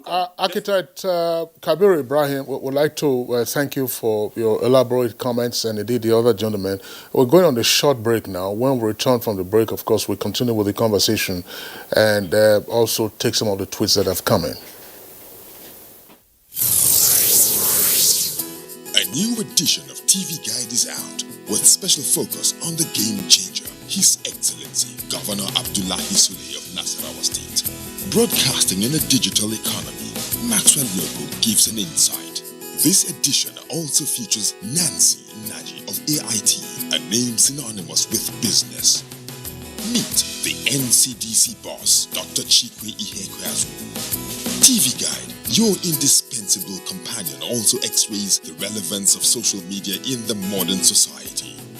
Meet some TV professionals who have impacted their spaces and other inspiring stories in sports, entertainment, and lots more.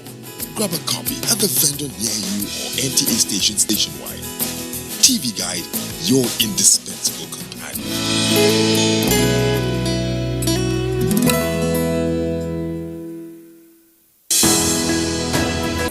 Of nation building. For all to be well, we appeal that we should refrain from volatile, provocative, inciting messages and language. Let's build and not destroy.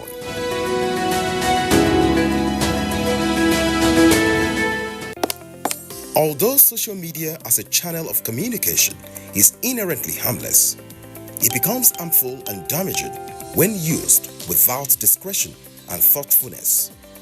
Bad social media users spread rumors and fake news without verification. But good social media users stop, reflect, and verify information before sharing it. Be a good social media user. Stop the spread of fake news. Verify the authenticity of your source and use social media responsibly for a better Nigeria. This message is brought to you by the Nigerian Television Authority, NTAi, in collaboration with the National Orientation Agency.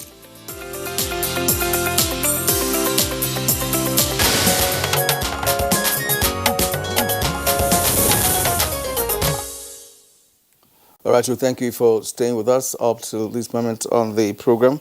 Let's bring in Dr. Emeka Okengu once more. You've listened to other discussions on this very issue, and I'd like you to come in from the angle of the economic implication of this action. Well, you need to first and foremost identify the victims if you're going to be talking about economic implications, so that you can actually now create what you call going to equity with clean hands. All right? Because what everybody seems to say is, open the roads, take the goods, people are going to starve, just keep sacrificing for the sake of Nigeria. All right? So it's like bringing the golden geese and say, keep laying, no feed for you. It doesn't work that way. Let's be very, very factual. Nobody is going to die in Nigeria out of hunger. There is no part of Nigeria that food does not grow. None. None, not even in the desert. Now, what I think, for once I'm going to be taking maybe what I call a little bit of a Spartan, stance. Issues have been identified. Extortion, major. Very major. Okay? Looting, major. No mechanics on the road. No, if your car breaks down, you're on your own. A lot of these issues needs to, in this day and time, imagine when you book an Uber. Kiran, you can actually follow that car from the point you booked it to when that car is parking. That's the technology we have today. And yet you see every 5-6 kilometers, people are carrying guns and telling you to offload 600 bags of cement. When you have technologies that can actually sweep, through that trailer to tell you what's inside it, they have scanners. Do you understand? To tell you exactly what's inside that trailer. So if we are going to get Nigeria right, we're not going to get Nigeria right by playing to the gallery. We're going to get Nigeria right by speaking power, truth to power. And what is the truth to power? There is a total and complete failure of governance on the part of these, primary producers who are now taking all the whole risk to make certain that all of us can be able to wake up and say, oh, we ate fried egg and tomato, laced with all the lettuce and all that. That's not the way it should play, my brothers. What am I saying? If we need to resolve these issues, issue number one we've identified is that these goods and services are not safe. They are not secure. They are not insured. And in the event of loss, nobody would come to knock at your door. You will now need to go and start saying to government, oh, please come and help me. And then it becomes help. You're supposed to be showing gratitude that you have lost your money and lost your goods. That's not acceptable. And no matter how much we want to talk about national integration, the economic implication is not on the user. It is on the seller.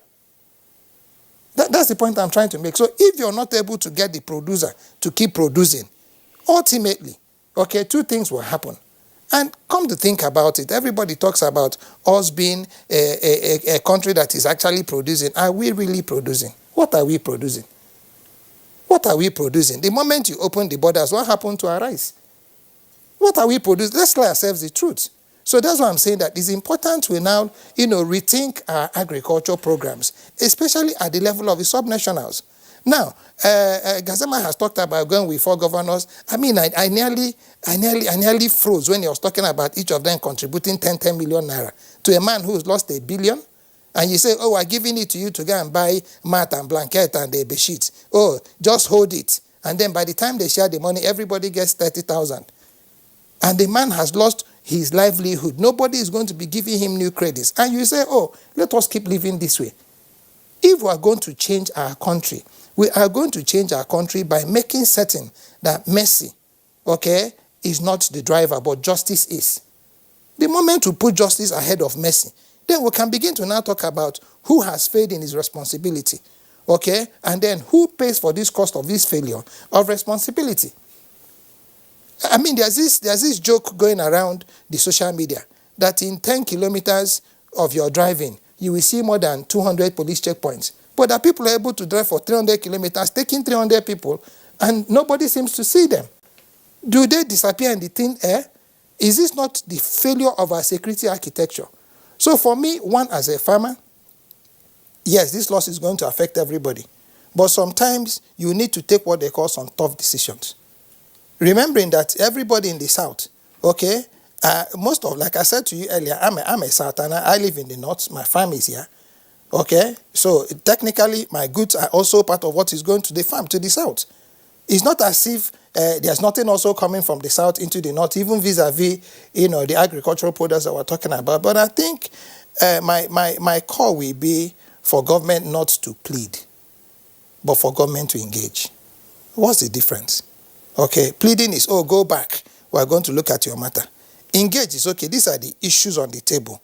Let us be able to now judiciously, okay, and in a military manner, give it a timeline to say in 1 month's time, XYZ is going to be happening. We are going to be guaranteeing ABC, and then we'll call people out. Okay, we need to call people out. Because if you don't call people out to say, these are the claims, give us your thoughts on this, is this true or not, this is going to keep happening. That's my point. So to answer you directly, Kieran, so I don't take a lot of time, there are too many of us here. There are two economic implications. Okay, but the greater economic implication is on the producer, who you are snuffing life out of. Not on the user, who has opportunities to be able to bring in this canned food that we're bringing in from China. So if we're going to be saving our industry, farming, which is engaging over 90% of Nigerians, we must address now and speedily the issues that this strike, has brought to the fore. Well, Emeka Okengo, thank you very much. While you were speaking about engagement, my mind just went back to the points articulated earlier by the other guests with regard to how to redress this, the grievance of the amalgamated union of foodstuff and cattle dealers. When you say engage, it appears from the information available so far that it is being treated as a security issue, which is why perhaps the DSS has stepped in, and of course it's often a thin line between security and a political consideration. To engage, you earlier talked also about the Ministry of Agriculture. Who would be the key players in this? I know that the Office of the Secretary of the Government of the Federation plays an omnibus coordinating role, but who should lead this process of engagement so that the cross-cutting issues can be apprehended, and then you begin to map out strategies for dealing with them, for addressing them now and then going forward? The president should, like yesterday, establish a presidential technical working committee, like yesterday, that will have everybody, including the security agencies, not just the DSS, because the DSS don't stay on checkpoints. Okay, the police do, the immigration do, okay, the civil defense do, and sometimes the military. Okay, now you should have the Federal Minister of Works in that committee, because part of the complaints of these truck people is that the roads are also not safe. Okay, you should have the Minister of Communications on that with the promotion of the digital communications that everybody is talking about on that committee. Okay, now we should have commissioners that are relevant, Commissioner of Agriculture. We should have the Ministry of Science and Technology in that committee, that presidential committee. And it's just not going to be a talk show. It is going to be a presidential committee that reports directly to Mr. President, because it is a national security issue, because the most important security is actually food security. But you shouldn't deal with it from the kinetic. It's not security that is kinetic based. It is security that is non-kinetic. So what you need to do is to be able to now think it properly and then begin to call people out. There has to be consequences for this. For somebody to come on national television to say to you, I'm being extorted, it simply means he knows where he's being extorted, and we can call people out. Even those of us who have been stopped on the road when I was traveling and somebody said, oh, my car color, that they wrote something beige or something, and the car is black. I say, my brother, this is what the Yiboma wrote there now. And it took me 1 hour to convince, the man that beige was a shade of blue. And not only was I able to convince him, I needed to part with something because I didn't want to travel at night. Now, what do? They impound your vehicle. So somebody says to you, I'm going to offload everything you have in this day and time where you can be able to get scanners, hand scanners, that clearly shows you, what is in that vehicle. You will see that there are cattle inside the vehicle for whatever it is. Or somebody, okay, I'm searching for arms. And he now begins to search for these arms empirically. Whereas what you need to be able to now identify these metallic objects are just equipment that can be handheld. So point I'm trying to make is that to resolve this issue, it's not going to be DSS, coming to say, okay, you plan on creating a national security situation. No, you should also be protecting them. I was just wondering, DSS. In fact, the defense headquarters also came into the last week. That's right. On issued a statement on this. But I was just wondering, Kieran, because Dr. Okengo It's making very valid propositions as to who should take the lead. It's talking about the presidential committee. I'm wondering whether this shouldn't be the responsibility of, say, the vice president, because he chairs the National Economic Council, and we have seen the economic ramifications of this. All state governors are members of the National Economic Council. The national planning is also involved.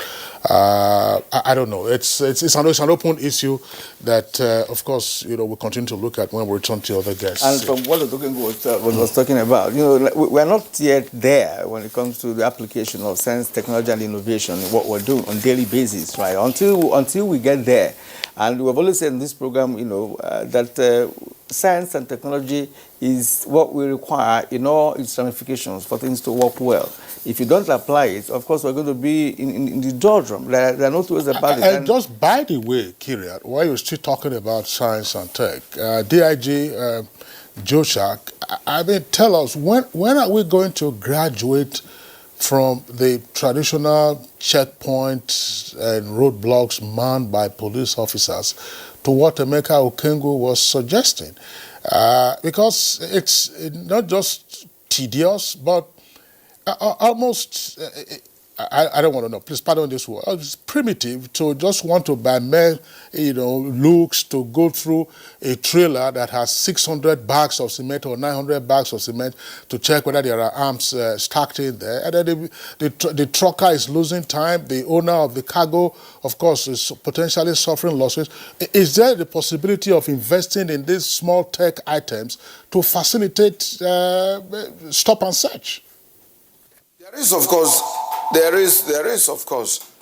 You and I know that a lot of these countries technologically have gone beyond what is happening.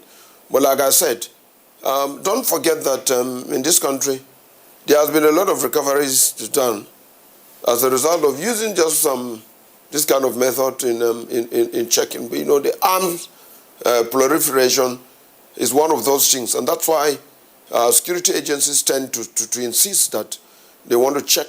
And if you do manually as you do, it doesn't add up. And so, security is very expensive. We've said that. And we've also said that the state government might not wish to wait for the federal government. There could be some other devices that will be provided, scanners that vehicles can stay on them, and whatever that is there will be seen. And so I think because the aim or the purposes of government is security and then is to provide security and also to ensure that the community are safe. And so if you have to go by that, then the government must, as a matter of fact, whether local, state, or at the central, do something urgently so that all these big trucks that move from one state to another with food items and other items are checked through the ICT method, this latest device. I think it doesn't cost so much. I think we have to press that and then bring that to the front burner. We should securitize security, bringing it to the front burner to take a decision that is no longer administrative, but a political decision so that we can move fast to ensure that there's safety and this kind of threat of food blockade should not be thrown up this time around. It will complicate the security situation in this country. We say that we're just evolving when we talk about science and technology.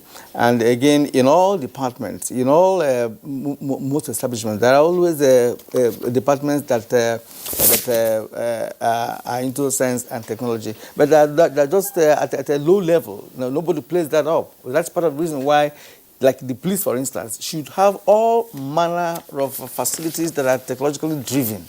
All manner of it. Even when the road safety stop you, they want to check your rate of, if you are drinking, if you have been drinking and driving, they were able to get it done technologically. It doesn't take a lot to do that.